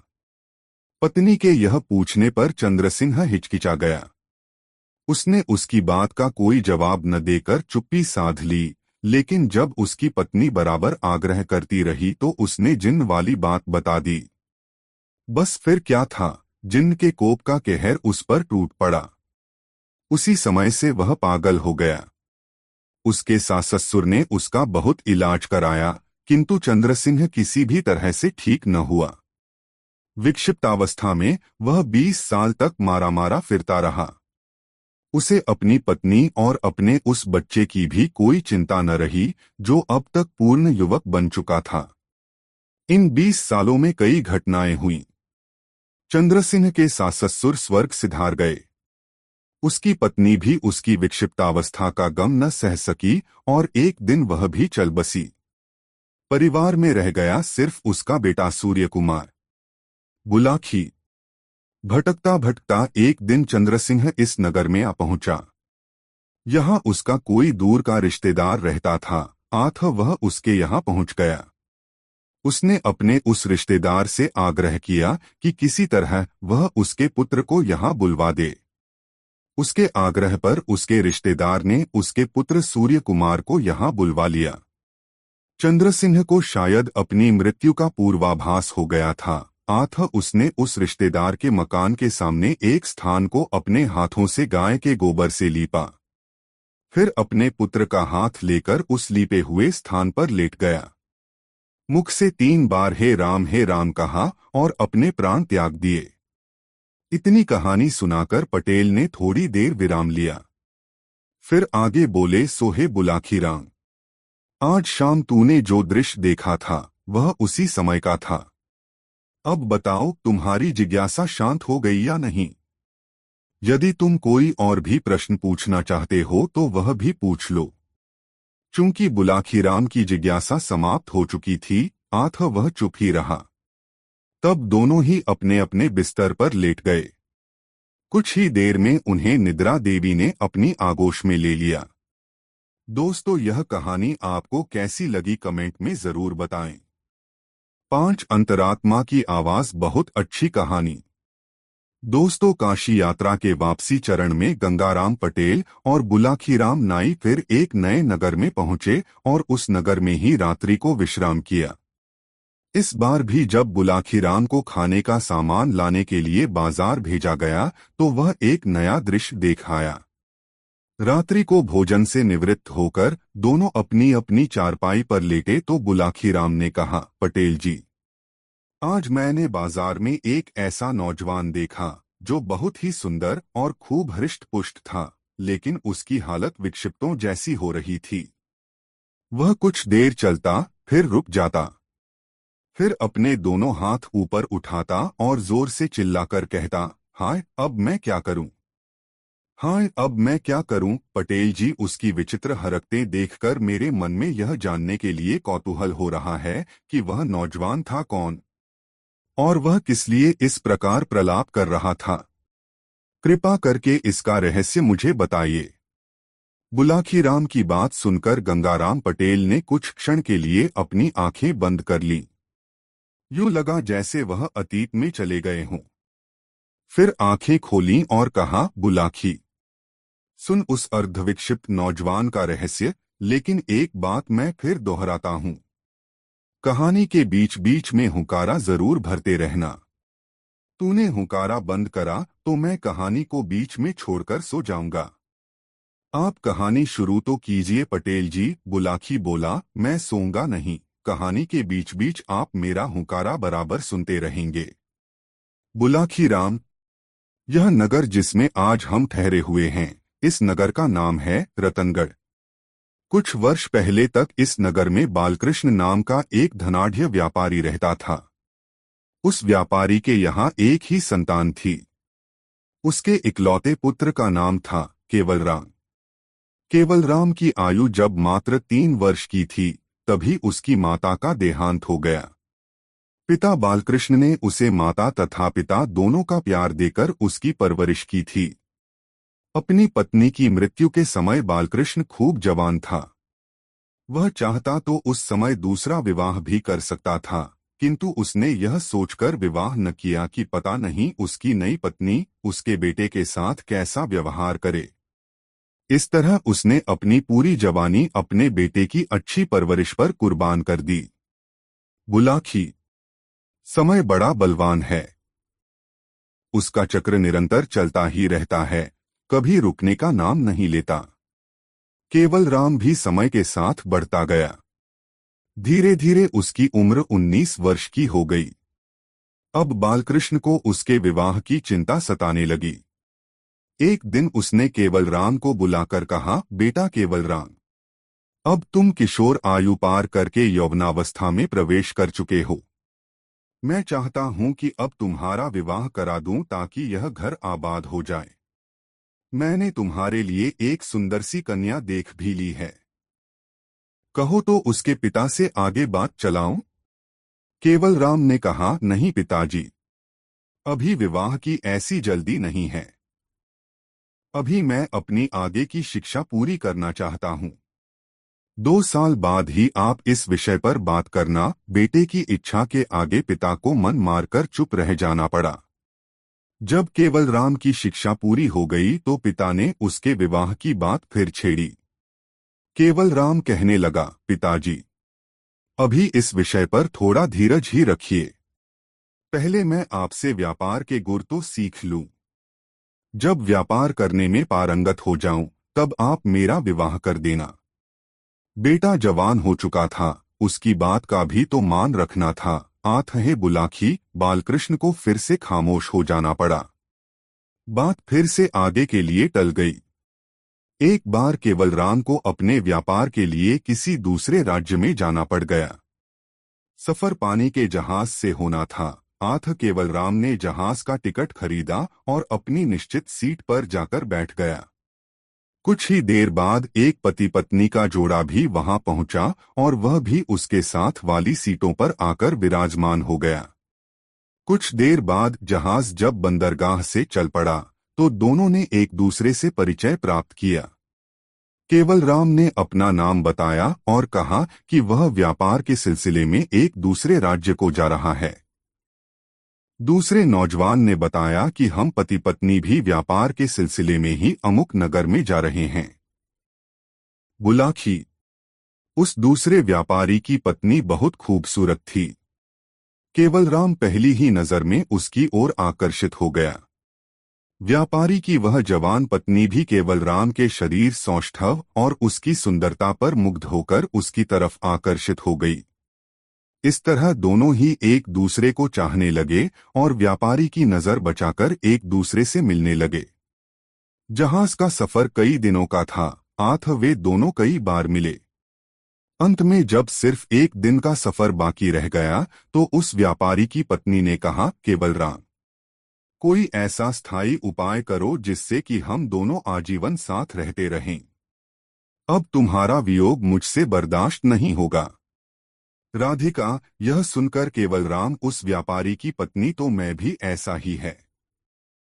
मैंने भी पहली ही नजर में तुम्हें अपने हैं। पर क्या करूं?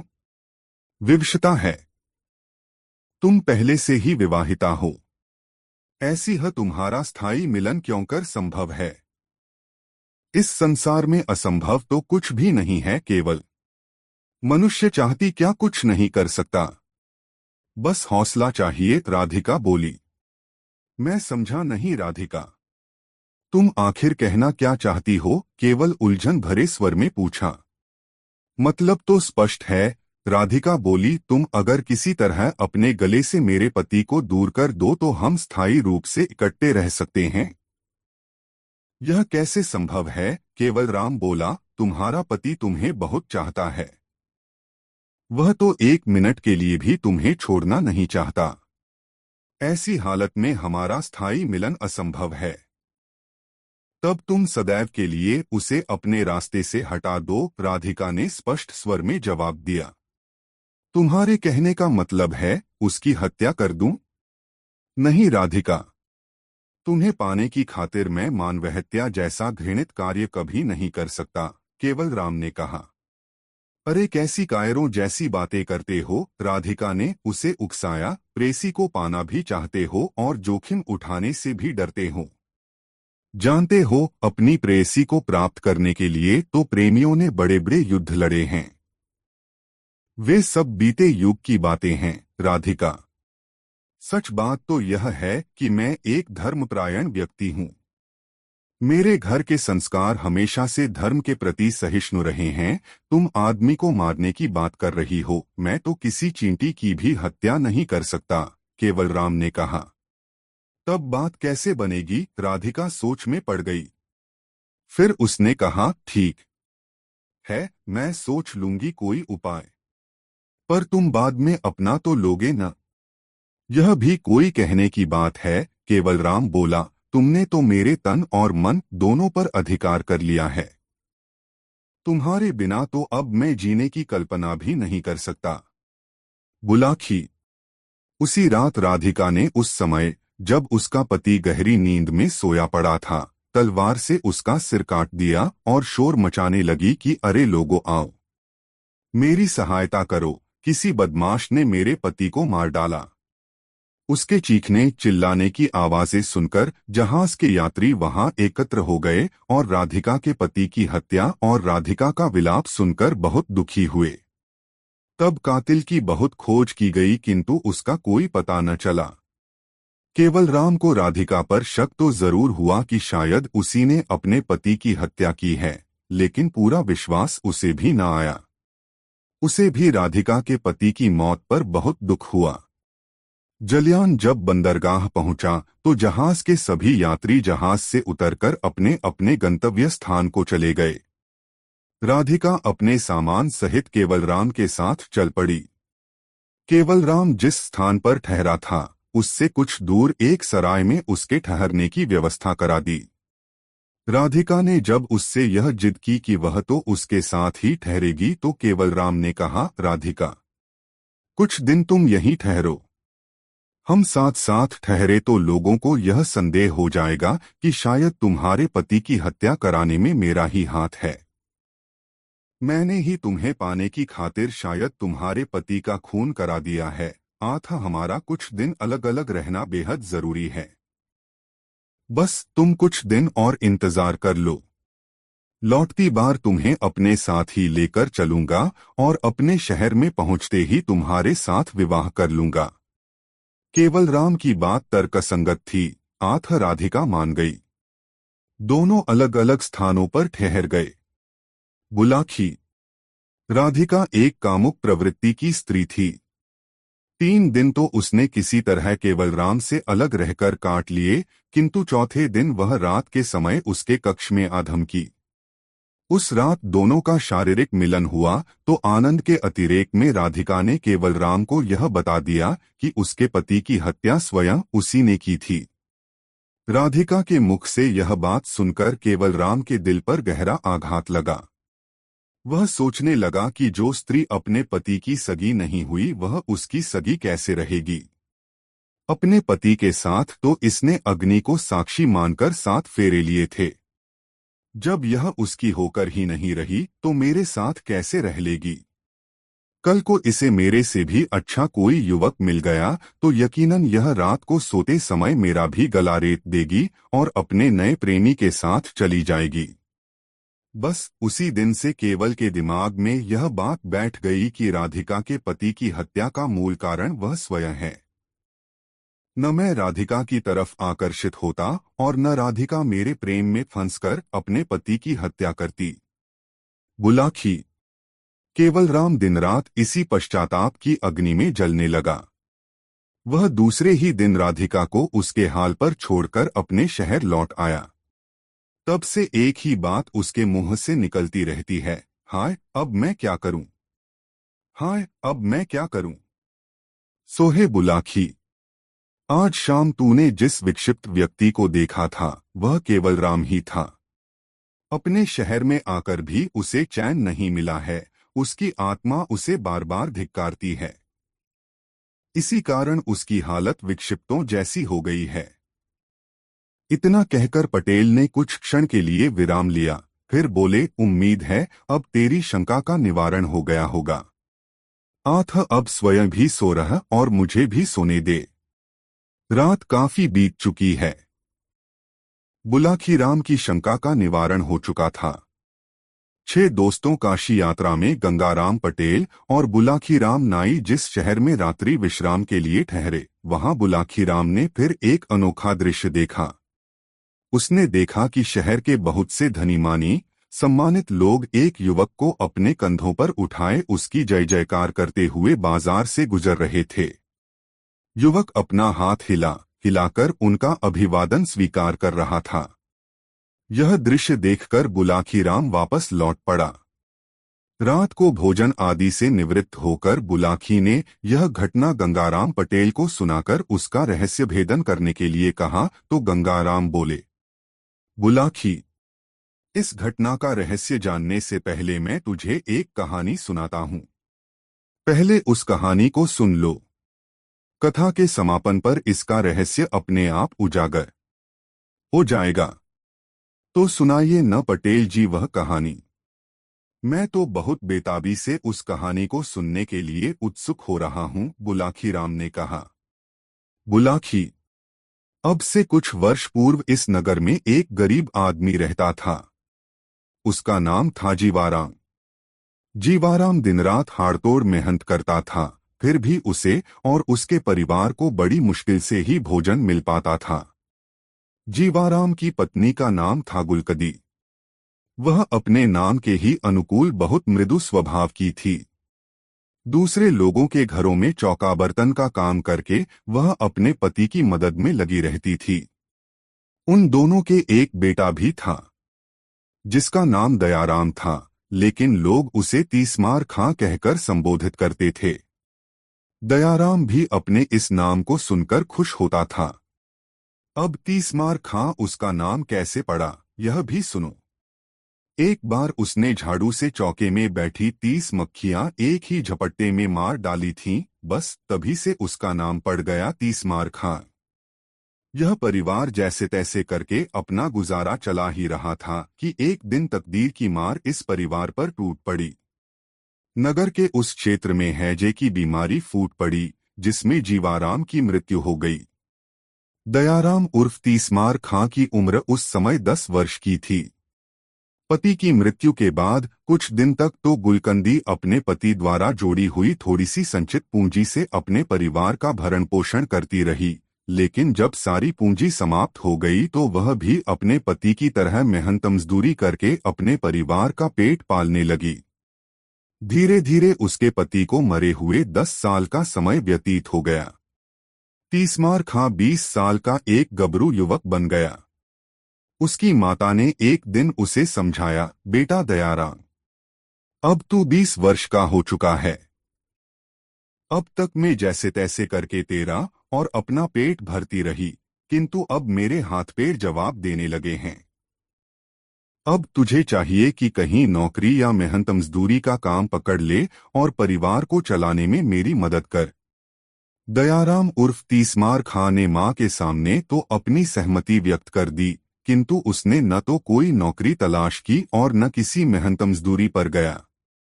जाता भी तो कैसे? दरअसल वह एक आलसी और कामचोर व्यक्ति बन गया था। वह नौकरी करना ही नहीं चाहता था, क्योंकि माँ की कमाई से उसके खाने पीने का प्रबंध हो ही जाता था। लेकिन कुछ समय बाद उसकी माँ ने जब उसे ज्यादा प्रताड़ित किया तो वह कोई नौकरी ढूंढने के लिए तैयार हो गया। एक दिन वह राजदरबार में पहुंच गया। वहां उसने हाथ जोड़कर राजा से विनती की, अन्नदाता, मैं आपके राज्य का एक बेरोजगार युवक हूँ। मैं आपसे यह विनती करने के लिए आया हूँ कि आप मुझे कोई नौकरी दे दीजिए। कोई और दिन होता तो राजा उसे दुत्कार देता। ऐसे न जाने कितने बेरोजगार नौजवान रोज ही उसके दरबार में नौकरी पाने की फरियाद करने के लिए आते थे, लेकिन आज के दिन राजा विशेष रूप से प्रसन्न था। उसकी रानी ने उसे बताया था कि शीघ्र ही उसकी कोख से उसकी संतान जन्म लेने वाली है, इसलिए उसने बड़े विनोद भरे भाव में कहा, दे देंगे भई, तुम्हें नौकरी भी दे देंगे। पर पहले अपना नाम तो बताओ। यह भी बताओ कि तुम्हारे अंदर विशेषता क्या है। अन्नदाता तीसमार खां ने कहा, लोग मुझे तीसमार खां के नाम से पुकारते हैं। अब मेरा यह नाम कितना सार्थक है, यह तो वक्त आने पर ही पता चलेगा, पर मैं आपको यह विश्वास दिलाता हूं कि जब भी आप मुझे कोई असंभव काम सौंपेंगे, मैं दिलोजान से उसे पूरा करने की कोशिश करूंगा। ठीक है, राजा बोला, आज से हमने तुम्हें राजकीय सेवा के लिए नियुक्त किया। तुम्हारा वेतन होगा 100 रुपये प्रतिदिन। किसी दिन वक्त आने पर हम तुम्हारे कौशल का इम्तिहान लेंगे। इस तरह तीसमार खां राजकीय सेवा में नियुक्त हो गया।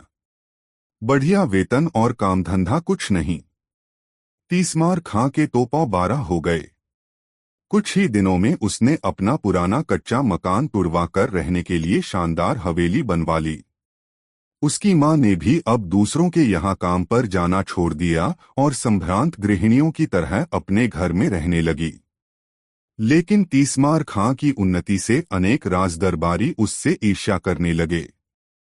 वे सोचने लगे कि कब मौका मिले और कब तीसमार खां को नीचा दिखाएं। संयोगवश शीघ्र ही एक मौका उनके हाथ लग भी गया। राज्य के एक हिस्से में कई दिनों से कुछ डाकू सक्रिय हो गए थे। उन्होंने लूटपाट आरंभ कर दी थी। राजा के सिपाही उन्हें पकड़ने में नाकामयाब हो रहे थे।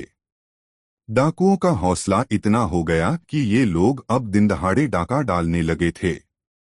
राजा का प्रशासन इनके सामने असहाय होकर रह गया था।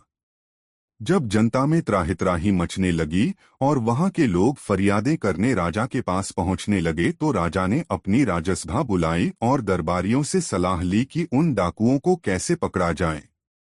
इस पर गहन मंथन होने लगा। किसी ने राय व्यक्त की कि वह सारा इलाका सेना के हवाले कर दिया जाए। किसी ने कहा कि डाकू पकड़कर शासन के हवाले कर देने वालों के लिए भारी इनाम देने की घोषणा करा दी जाए। किसी ने कुछ राय दी तो किसी ने कुछ। तभी राजा के एक मंत्री ने, जो तीसमार खां से द्वेष रखता था, राजा से कहा, अन्नदाता, यह काम तीसमार खां को सौंप दीजिए। उसे आपने नौकरी भी इसी शर्त पर दी थी कि वह असंभव कामों को कर दिखाएगा।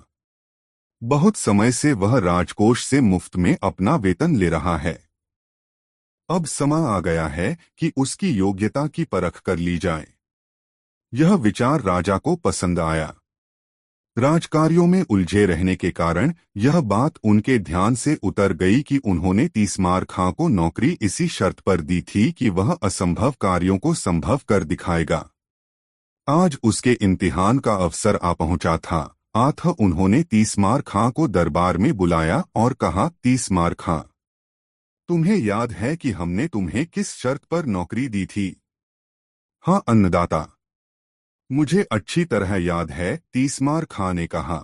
नौकरी देते समय आपने पूछा था कि तुम में क्या विशेषता है, तो मैंने यह कहा था कि मैं किसी भी असंभव कार्य को संभव बना सकता हूँ। बस तो समझ लो कि आज तुम्हारी परीक्षा की घड़ी आ पहुंची। देश के दक्षिणी क्षेत्र में जाओ और वहां के लोगों में भय का वातावरण पैदा कर रहे डाकू दलों का सफाया कर दो। इस काम के लिए तुम जितने सैनिक चाहो तुम्हें उपलब्ध करा दिए जाएंगे। ठीक है अन्नदाता, मैं कल ही दक्षिण की ओर रवाना हो जाऊंगा और इस काम के लिए मुझे किसी सैनिक की आवश्यकता भी नहीं है। मैं अकेला ही इस काम को अंजाम दूंगा। तीसमार खां राजा के सामने यह बात कह तो आया, किंतु घर आकर वह चिंता में पड़ गया। तलवार की तो बात ही छोड़िए, उसने तो कभी सुई तक नहीं पकड़ी थी और फिर उसका सामना होना था दुर्दांत लुटेरों से। जब राजा के इतने सैनिक उन लुटेरों को नहीं पकड़ पाए तो वह कैसे पकड़ लेगा उन डाकुओं को। यही सब सोच सोच कर उसकी हवा खराब होने लगी। सारी रात वह सो नहीं सका। बस इसी चिंता में घुलता रहा कि इस स्थिति का मुकाबला वह कैसे करे। उसे चिंता में पड़ा देखकर उसकी माँ भी चिंतित हो गई। उसने अपने बेटे से उसकी चिंता का कारण पूछा तो तीसमार खां ने उसे अपनी चिंता से अवगत करा दिया। अब तो उसकी माता की चिंता भी बढ़ गई। उसने कहा, बेटे, तू यह राज्य छोड़कर किसी दूसरे राज्य में चला जा। यहाँ तो तेरे लिए दोनों तरफ मौत है। डाकुओं से भिड़ेगा तो वे तुझे जीवित नहीं छोड़ेंगे और यदि तू नाकामयाब होकर लौटा तो राजा तुझे हुक्मदुली के जुर्म में जेल में डलवा देगा। तेरी सारी संपत्ति कुर्क करा ली जाएगी। हो सकता है ऐसी हालत में राजा मुझे भी जेल में डलवा दे। हाँ माँ, ऐसा ही करना ठीक रहेगा, भयभीत स्वर में तीसमार खां ने कहा। अब तू जल्दी से मेरे लिए थोड़ा भोजन बना दे, तब तक मैं घर में रखे धन को सहेज लेता हूँ। ऐसा कहकर तीसमार खां अपने घर में रखा धन गिनकर एक थैले में भरने लगा। उसकी माता रास्ते में भोजन के लिए उसके लिए तिल के लड्डू बनाने लगी। अचानक ही कोई काम उसे याद आ गया। आथा चाशनी बनाने का काम अधूरा छोड़कर वह उस काम को करने के लिए पड़ोस में चली गई। इसी बीच एक चूहे का पीछा करते हुए काला नाग रसोई में आ गया। उसने चूहे को पकड़ने के लिए जैसे ही उछाल मारी, वह चाशनी में गिर गया। चाशनी बहुत गर्म थी। नाग का सारा शरीर पिघलकर उस चाशनी का ही हिस्सा बन गया। कुछ देर बाद तीसमार खां की मां वहां पहुंची। उसने जल्दी जल्दी लड्डू तैयार किए और उन्हें पोटली में बांधकर रख दिया।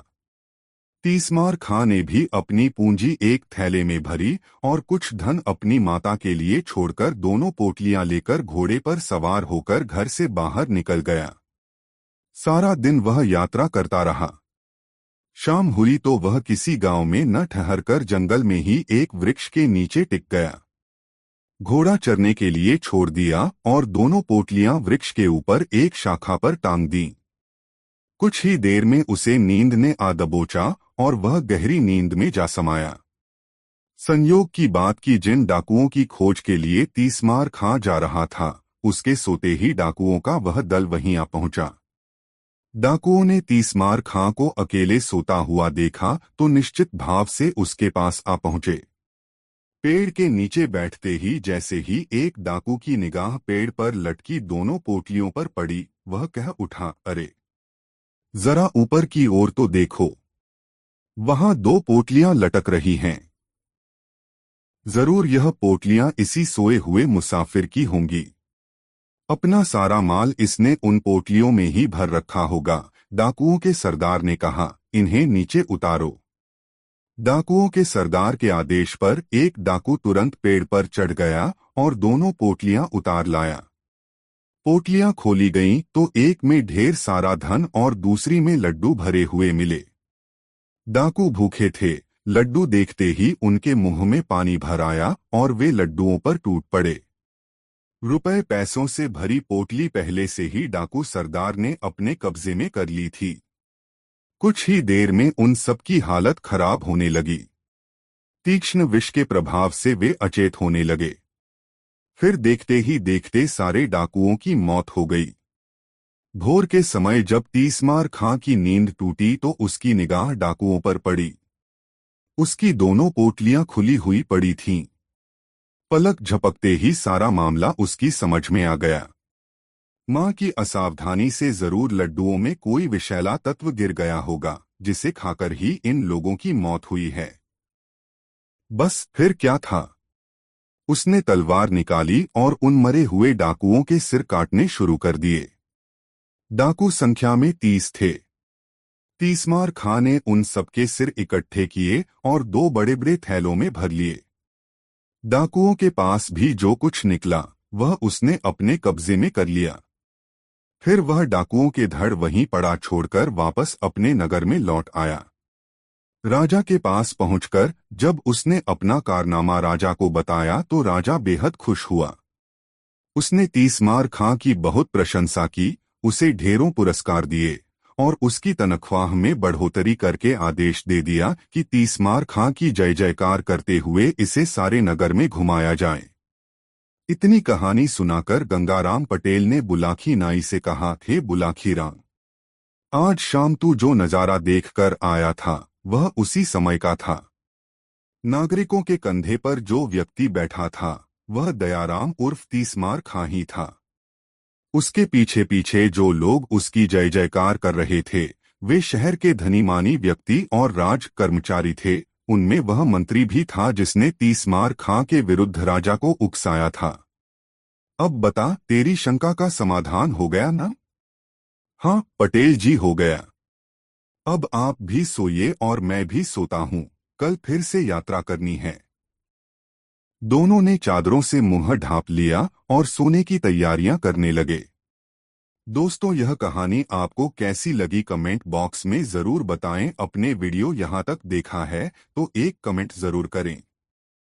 साथ दोस्तों, सुबह भोर हुई तो गंगाराम पटेल और बुलाकी राम उठे, शौचादि से फारिग हुए, सामान समेटा और घोड़ों पर जीन कसकर अपनी यात्रा पर निकल पड़े।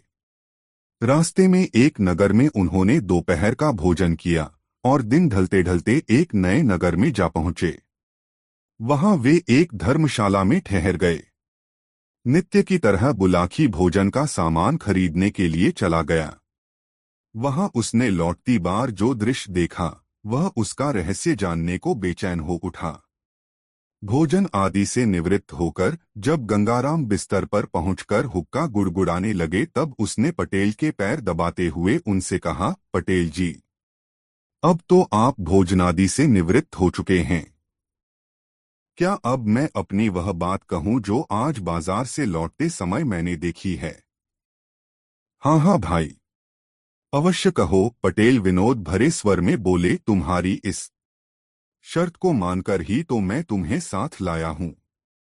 मुझे मालूम है कि मैंने तुम्हारी शंका का समाधान न किया तो सवेरा होते ही तुम मेरा साथ छोड़कर वापस लौट जाओगे। आथ अपनी बात अवश्य कहो। पटेल जी, आज जब मैं बाजार से सामान खरीदकर वापस लौट रहा था तो मैंने एक दुकान के बाहर भीड़ जुटी हुई देखी। यह देख मैं भी यह जानने के लिए वहां ठहर गया कि देखूं माजरा क्या है, किस कारण यह भीड़ खड़ी है। मैंने देखा कि एक वैश्य की दुकान के नीचे एक 12-13 वर्षीय लड़के की लाश पड़ी हुई है। लाश के समीप ही उस लड़के के माँ बाप बैठे सिसक रहे थे। तभी एक व्यक्ति वहां पहुंचा। उसमें और वैश्य में कुछ वार्तालाप हुआ। फिर उस व्यक्ति ने लड़के के पिता से किसी बात की शपथ लेने के लिए कहा। लड़के के पिता ने जैसे ही शपथ ली कि मृत लड़का जीवित होकर खड़ा हो गया। यह देखकर मेरी हैरत का ठिकाना न रहा। मैं तत्काल वहां से चलकर आपके पास पहुंचा। बस तभी से मेरे पेट में इस बात का रहस्य जानने के लिए मरोड़े उठ रही थीं, किंतु मुझे यह भी मालूम था कि आप बिस्तर में जाने से पहले कुछ बताएंगे नहीं, इसलिए खामोश ही रहा। अब आप मुझे उस रहस्य के बारे में बतलाइए। सुनो, बुलाकी राम पटेल बोले, यहाँ से कुछ कोसों के फासले पर एक गांव है किशनपुर। उस गांव में रेवती रमन नाम का एक गरीब ब्राह्मण निवास करता था। उसकी पत्नी का नाम शीला था। नाम के अनुकूल उसकी पत्नी बहुत ही शील स्वभाव की थी। ब्राह्मण भी बहुत नेक और अच्छे आचरण वाला था। उनका एक बेटा भी था जिसकी आयु तब 10 वर्ष की हो चुकी थी। उसका नाम था चंद्रदेव। रेवती रमन नाम का वह ब्राह्मण बहुत गरीब था। उसके पास जमीन भी ज्यादा नहीं थी उस जमीन से जो भी अनाज पैदा होता उसी के सहारे उनका निर्वाह होता था। अपनी आर्थिक स्थिति से तंग आकर एक दिन उसने अपनी पत्नी से कहा, सुनो शीला, यहाँ गांव में रहकर निर्वाह करना दिन प्रतिदिन मुश्किल होता जा रहा है। मैंने निश्चय किया है कि एक दो दिन में यह गांव छोड़कर किसी बड़े नगर को चल पड़ेंगे। बड़े शहरों में काम की कोई कमी नहीं होती। ईश्वर ने चाहा तो हम वहां किसी की नौकरी कर लेंगे और आराम से जीवन व्यतीत करेंगे। कुछ सालों बाद जब हमारे पास कुछ धन इकट्ठा हो जाएगा तो हम वापस लौट आएंगे और उस धन से कोई कारोबार कर लेंगे। इस तरह आसानी से हमारे जीवन का निर्वाह हो जाएगा। अब बताओ, तुम्हारी क्या राय है इस विषय में? मेरी राय तो वही है जो आपकी है, रेवती की पत्नी ने कहा। जैसा आपको उचित लगे आप वैसा ही कीजिए, मैं आपके साथ हूँ। इस प्रकार विचार करके रेवती अपनी पत्नी और पुत्र को साथ लेकर शहर के लिए चल पड़ा। शहर में पहुंचकर रेवती रमन ने एक वैश्य के यहाँ नौकरी कर ली। उसकी पत्नी ने भी एक महाजन के यहाँ खाना बनाने की नौकरी कर ली। इस तरह से उनका निर्वाह ठीक ढंग से होने लगा। रेवती रमन मेहनती आदमी था। एक साल बाद उसका काम देखकर वैश्य ने उसकी तनख्वाह बढ़ा दी। इस तरह से वह अपने परिवार का भरण पोषण करने के पश्चात कुछ धन भविष्य के लिए बचाने लगा। 3 साल के बाद उन दोनों की कमाई से 5,000 रुपये इकट्ठे हो गए। तब दोनों ने अपनी अपनी नौकरी छोड़ दी और अपने गांव लौट पड़े। शाम के समय वे इसी नगर में पहुंचे। उन्होंने रात्रि विश्राम के लिए किसी उपयुक्त जगह की जानकारी चाही। सामने उसी वैश्य की दुकान थी जिसे तुम देखकर आए हो। रेवती रमन उसी के पास पहुंचा और बोला, सेठ जी, मैं यहाँ परदेशी हूँ। मेरे साथ मेरा परिवार भी है। मैं रात्रि विश्राम के लिए किसी उपयुक्त जगह की तलाश में हूँ। क्या आप मुझे कोई ऐसा स्थान बता सकते हैं जहां हम सुरक्षित रह सकें? कोई जोखिम की चीज तो नहीं है तुम्हारे पास? मेरा मतलब है रुपया पैसा। वह तो है सेठ जी, इसीलिए तो मैं किसी सुरक्षित जगह पर रात को ठहरना चाहता हूँ। देखो भाई, सेठ बोला, तुम्हारे रात्रि विश्राम के लिए तो मैं तुम्हें जगह दे सकता हूँ, लेकिन तुम्हारे पास मौजूद रुपयों की जिम्मेदारी नहीं ले सकता। यह शहर चोर लुटेरों के लिए बहुत बदनाम है। कोई चोर लुटेरा रात में आकर तुमसे तुम्हारा धन छीन ले गया तो मेरी बहुत बदनामी होगी। तुम एक काम करो, तुम्हारे पास जितना धन है वह मेरे पास जमा कर दो। सवेरे जब तुम जाने लगो तो अपना धन सहेज लेना। ठीक है सेठ जी, आप इस शहर में सम्मानित नागरिक हैं। हमें आप पर पूरा यकीन है कि आप अमानत में खयानत नहीं करेंगे। मेरे पास 5,000 रुपये हैं, उन्हें आप अपने पास जमा कर लीजिए। सुबह जाने से पहले मैं आपसे अपना रुपया वापस ले लूंगा। ऐसा कहकर रेवती रमन ने अपना पैसा उस वैश्य के पास जमा करवा दिया। वह रात रेवती रमन और उसके परिवार ने सेठ की दुकान के बाहर लगे फट्टों पर सोकर काट ली। प्रातः जब सेठ ने दुकान खोली तो रेवती रमन ने उससे अपना पैसा वापस मांगा। इस पर सेठ की त्योरियां चढ़ गईं। उसने तेज आवाज में पूछा, कैसा पैसा? तुमने मुझे कोई पैसा नहीं दिया था। इस पर दोनों में तकरार होने लगी। पड़ोसी और राहगीर इकट्ठे हो गए।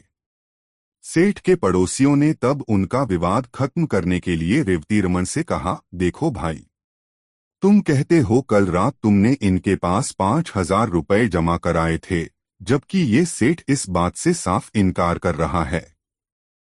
अब कौन सच्चा है और कौन झूठा, इसका फैसला तो शपथ लेकर ही किया जा सकता है। क्या तुम अपने इकलौते बेटे की कसम खाकर यह बात कह सकते हो कि तुमने रात इस सेठ के पास 5,000 रुपये जमा कराए थे? बिल्कुल कह सकता हूँ, रेवती रमन बोला। जो बात सच है उसके लिए मैं कैसी भी शपथ लेने को तैयार हूँ। क्यों सेठ, क्या तुम्हें भी यह बात मंजूर है? बिल्कुल मंजूर है, सेठ बोला।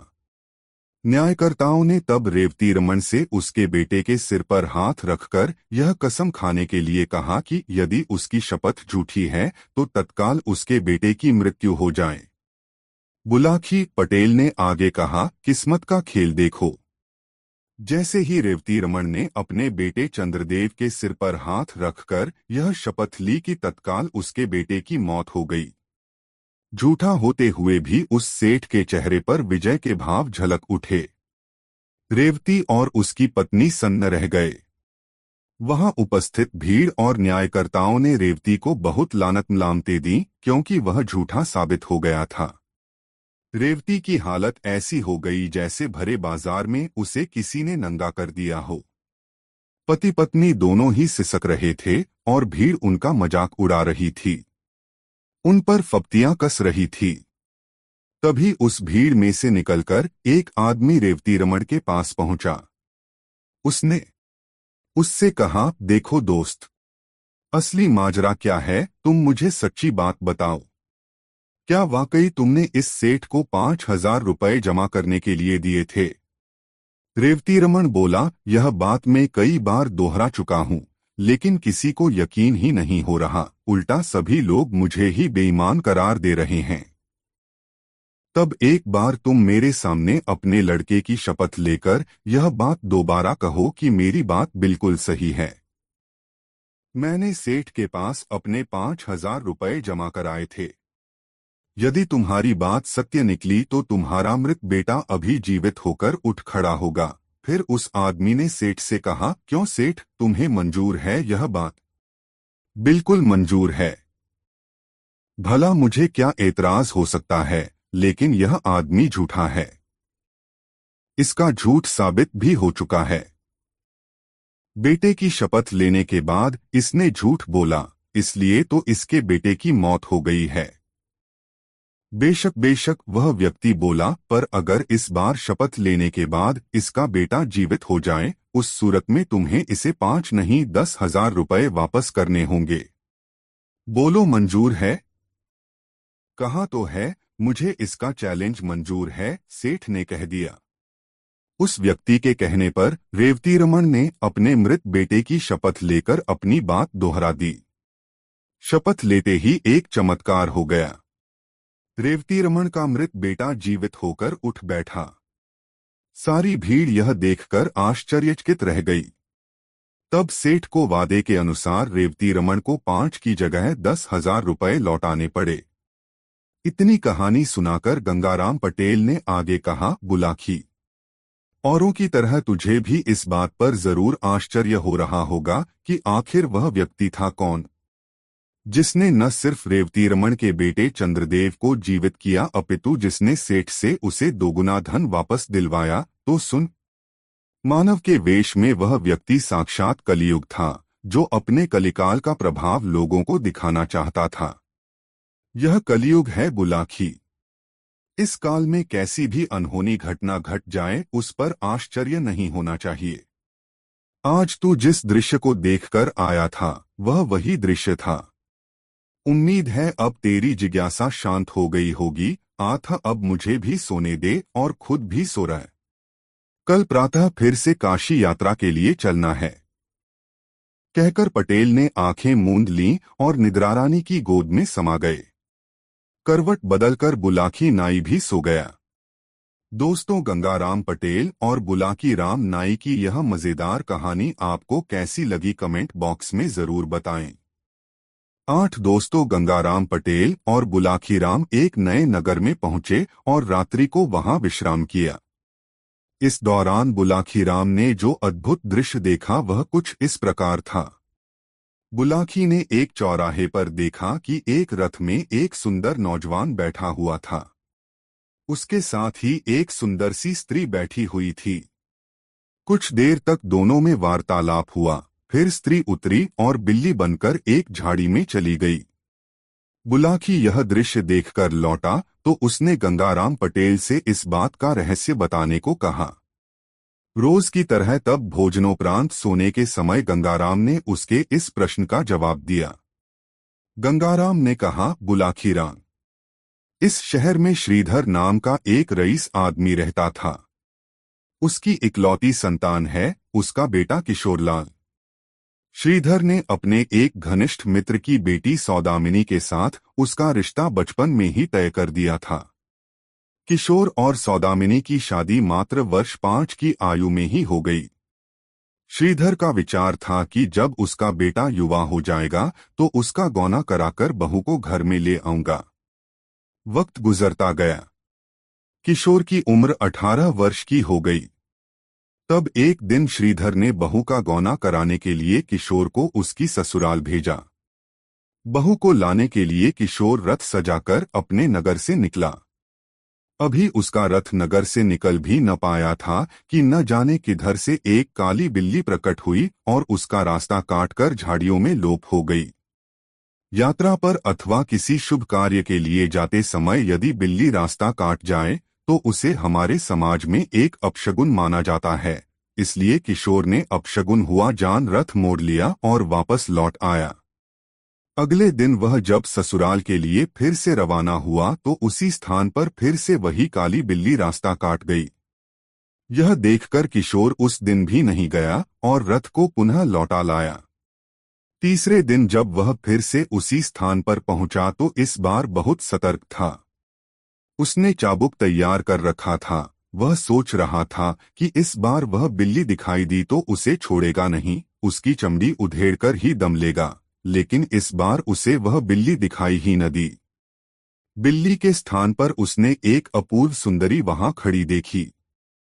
रथ जब समीप पहुंचा तो उस रूपसी ने किशोर से आग्रह किया, श्रीमान क्या आप नवलगढ़ जा रहे हैं? हाँ, किशोरलाल ने कहा, जा तो वहीं रहा हूं। पर आप यह बात क्यों पूछ रही हैं? बात यह है कि मुझे भी उसी ओर जाना है, उस रूपसी ने कहा। यदि आप अपने रथ में मुझे भी स्थान दे दें तो मैं आपकी आभारी रहूंगी। आभार कैसा? रथ तो खाली है, आप शौक से मेरे साथ यात्रा कर सकती हैं, किशोर ने कहा। युवती रथ में आ बैठी। किशोर ने रथ आगे बढ़ा दिया। रास्ते में दोनों में आपस में बातें होती रहीं। किशोर ने उसे बता दिया कि विवाह के 13 वर्ष बाद आज वह अपनी पत्नी का गौना कराने के लिए अपनी ससुराल जा रहा है। यह सुनकर युवती थोड़ा गंभीर हो गई और उससे बोली, सुनो युवक, मुझे तंत्र विद्या का कुछ कुछ ज्ञान है। इस थोड़े से अरसे में मैंने तुम्हारे चेहरे का अध्ययन करके यह निष्कर्ष निकाला है कि शीघ्र ही तुम किसी मुसीबत में फंसने के लिए जा रहे हो। कैसी मुसीबत? किशोर ने आश्चर्य से पूछा। मुसीबत कैसी होगी यह तो मैं तुम्हें अभी नहीं बता सकती, युवती बोली, पर इतना अवश्य कह सकती हूं कि तुम्हारे प्राण जाने का भय है। तुम्हारा कोई बहुत ही घनिष्ठ व्यक्ति तुम्हारी मौत का कारण बन सकता है। यदि ऐसा है तो क्या तुम उसका कोई निराकरण सुझा सकती हो? किशोर ने पूछा। निराकरण तो मुझे भी कोई सुझाई नहीं दे रहा, युवती बोली। हाँ, यदि तुम सतर्कता बरतो तो संभव है उस बिन बुलाई आपत्ति से तुम्हें छुटकारा मिल जाए। देखो, यह मत सोचना कि मैं तुम्हें डरा रही हूँ या तुम्हें अपनी ससुराल जाने से हतोत्साहित कर रही हूँ।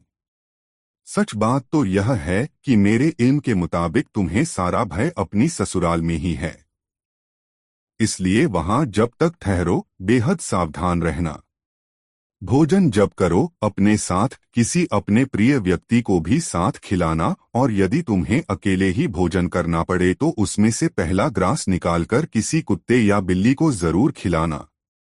तदोपरांत ही ग्रास मुंह में डालना। पानी पीते समय इस बात का जरूर ध्यान रखना कि जल शुद्ध भी है या नहीं। यदि जल का रंग कुछ बदला हुआ सा देखो या जल में तुम्हें किसी किस्म की कोई गंदगी नजर आए तो उस जल का उपयोग हरगिज मत करना। इन बातों पर गौर करोगे तो उस अनचाही विपत्ति से बहुत हद तक तुम्हें सुरक्षा मिल सकती है। धन्यवाद देवी, किशोर ने कहा, मैं आपकी हिदायतों पर जरूर अमल करूंगा। तब तक युवती का गंतव्य स्थल आ चुका था। आथ वह युवती तो किशोर को वहां तक लाने का धन्यवाद देकर वहीं उतर गई और किशोर अपने गंतव्य की ओर चला गया। किशोर अपनी ससुराल में पहुंचा तो उसका भरपूर स्वागत हुआ। सास ससुर ने उसकी बलैया ली। छोटे साले ने झुककर उसके चरण छुए, लेकिन पति के आगमन की बात सुनकर उसकी पत्नी सौदामिनी के दिल पर तुषारपात हो गया। अरे, ऐसा क्यों? कहानी के बीच में पटेल के मुख से कहानी सुनते हुए अचानक बुलाखीराम ने पूछ लिया। पति के आने की बात सुनकर तो उसकी पत्नी सौदामिनी को खुश होना चाहिए। नव विवाहिताएं तो ऐसे अवसर की बड़ी ललक के साथ प्रतीक्षा किया करती हैं। हाँ, सो तो है बुलाखी, लेकिन ऐसा वही नवयुवतियां किया करती हैं जिन्हें अपने प्रियतम से प्यार होता है, जिनके मन में पिया से मिलने की उमंग होती है। किशोर की पत्नी सौदामिनी के मन में अपने पति से मिलने की उमंग ही नहीं थी। बात दरअसल यह थी कि जवान होते ही सौदामिनी पथभ्रष्ट हो गई थी। उसके संबंध शहर कोतवाल से बन गए थे। पति के आने से उसे इस बात का भय होने लगा कि अब वह अपने प्रेमी कोतवाल से कैसे मिल सकेगी। आगे क्या हुआ? बुलाखी ने पूछा। आगे यह हुआ कि पति के आगमन का समाचार सुन सौदामिनी अपने प्रेमी कोतवाल से एकांत में मिली और उससे कहा, तुम्हारा वियोग मुझसे सहा नहीं जाएगा प्रिय। तुम कोई ऐसा उपाय सोचो जिससे कि मुझे अपने पति के साथ जाना न पड़े। सौदामिनी उसकी बात सुनकर उसका प्रेमी कोतवाल बोला, जाना तो एक न एक दिन तुम्हें अपने पति के साथ पड़ेगा ही, क्योंकि तुम्हारा उसके साथ विवाह हो चुका है। हाँ, कुछ दिन और यहाँ रुक जाओ, इस विषय में जरूर कुछ किया जा सकता है। तो फिर करो न वह उपाय। मैं अधिक से अधिक समय तुम्हारे साथ बिताना चाहती हूँ, सौदामिनी व्यग्रता से बोली। कोतवाल ने तब उसे एक पुड़िया पकड़ा दी और कहा, इस पुड़िया में एक ऐसा जहर है जिसके खाने से आदमी की मौत बहुत धीरे धीरे होती है, परंतु अगर इसकी मात्रा कुछ ज्यादा खिला दी जाए तो व्यक्ति तत्काल मृत्यु को प्राप्त हो जाता है। तुम्हें जैसे ही अवसर मिले इस पुड़िया में से कुछ मात्रा उसके भोजन में मिला देना, तब वह गंभीर रूप से बीमार हो जाएगा। जाहिर है ऐसी हालत में वह कुछ समय तक तुम्हें अपने घर नहीं ले जा सकेगा। तब हम आज की तरह कुछ दिन तक और अपने मिलन का आनंद ले सकेंगे। आनंदामिनी ने वह जहर की पुड़िया ले ली और उसे लेकर घर चली आई। अब वह इस मौके की तलाश में रहने लगी कि कब अपने पति को वह जहर खिला सके। इससे रात किशोर को सास ने उसके लिए बड़े स्वादिष्ट व्यंजन तैयार कर उसे परोसे। किशोर तो सावधान था हो, उसने भोजन के समय अपने छोटे साले को अपने परोसे जाने पर बिठा लिया। आथ सौदामिनी की योजना धरी की धरी रह गई।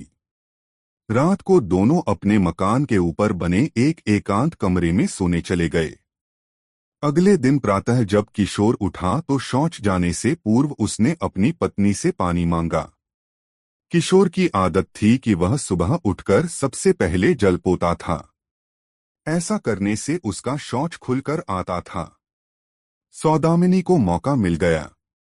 उसने लोटे में जल भरा और पुड़िया खोलकर उस जल में उड़ेल दो। फिर लोटा लाकर किशोर को थमा दिया। तभी अचानक किशोर को कुछ काम याद आ गया। उसने लोटे को वहीं रख दिया और अपने कमरे में चला गया। संयोगवश उसी समय सौदामिनी का छोटा भाई वहां आ पहुंचा। उसे प्यास लगी थी। आठ जब उसने लोटे में जल भरा देखा तो बिना किसी हिचकिचाहट के लोटे का सारा जल पी लिया, जैसा कि अपेक्षित था। जात पीते ही उसकी हालत बिगड़ गई और देखते ही देखते उसने दम तोड़ दिया। सौदामिनी ने जब अपने भाई को मरा देखा तो उसके हाथों के तोते उड़ गए। वह सन्नसी रह गई। लेकिन फिर उस दुष्टा ने इसका दोष अपने पति पर ही मढ़ दिया। वह चीखने लगी, अरे लोगों दौड़ो, पकड़ो इस दुष्ट को। देखो इस दुष्ट पापी ने क्या कर डाला है। इसने मेरे छोटे भाई को गर्दन दबाकर मार डाला है। उसकी पुकार सुनकर सारे घर वाले और पड़ोसी इकट्ठे हो गए। यह सब देखकर किशोर के हाथ पांव फूल गए। उसने वह लोटा उठाकर एक ऊंचे स्थान पर रख दिया और लोगों को अपने विषय में सफाई देने लगा कि मैंने यह दुष्कर्म नहीं किया है। लेकिन कौन उसकी बात का यकीन करता। सबने मिलकर किशोर को पीटना शुरू कर दिया। स्थिति बिगड़ गई तो किसी व्यक्ति ने कोतवाली में जाकर शहर कोतवाल को सूचित कर दिया। तब नवलगढ़ की पुलिस किशोर को पकड़ कर ले गई और उस पर कत्ल का इल्जाम लगाकर उसे कैदखाने में बंद कर दिया। बेचारा किशोर आया तो था अपनी पत्नी का गौना कराने और यहां आकर फंस गया एक कत्ल के केस में। अब किशोर को वह युवती याद आने लगी जिसने उसे किसी भावी मुसीबत से सतर्क रहने के लिए सावधानी बरतने को कहा था। किशोर ने सावधानी तो बेशक बरती थी, किंतु जो होनहार था वह होकर ही रहा। सारी रात कैद में रहते हुए नाना प्रकार के ख्याल उसे आते रहे और वह तरह तरह की आशंकाओं के भंवर में डूबता उतराता रहा। सुबह हुई तो उसे यह देखकर सुखद आश्चर्य हुआ कि वही युवती उसकी सहायता के लिए वहां आ पहुंची थी। उसके साथ एक वकील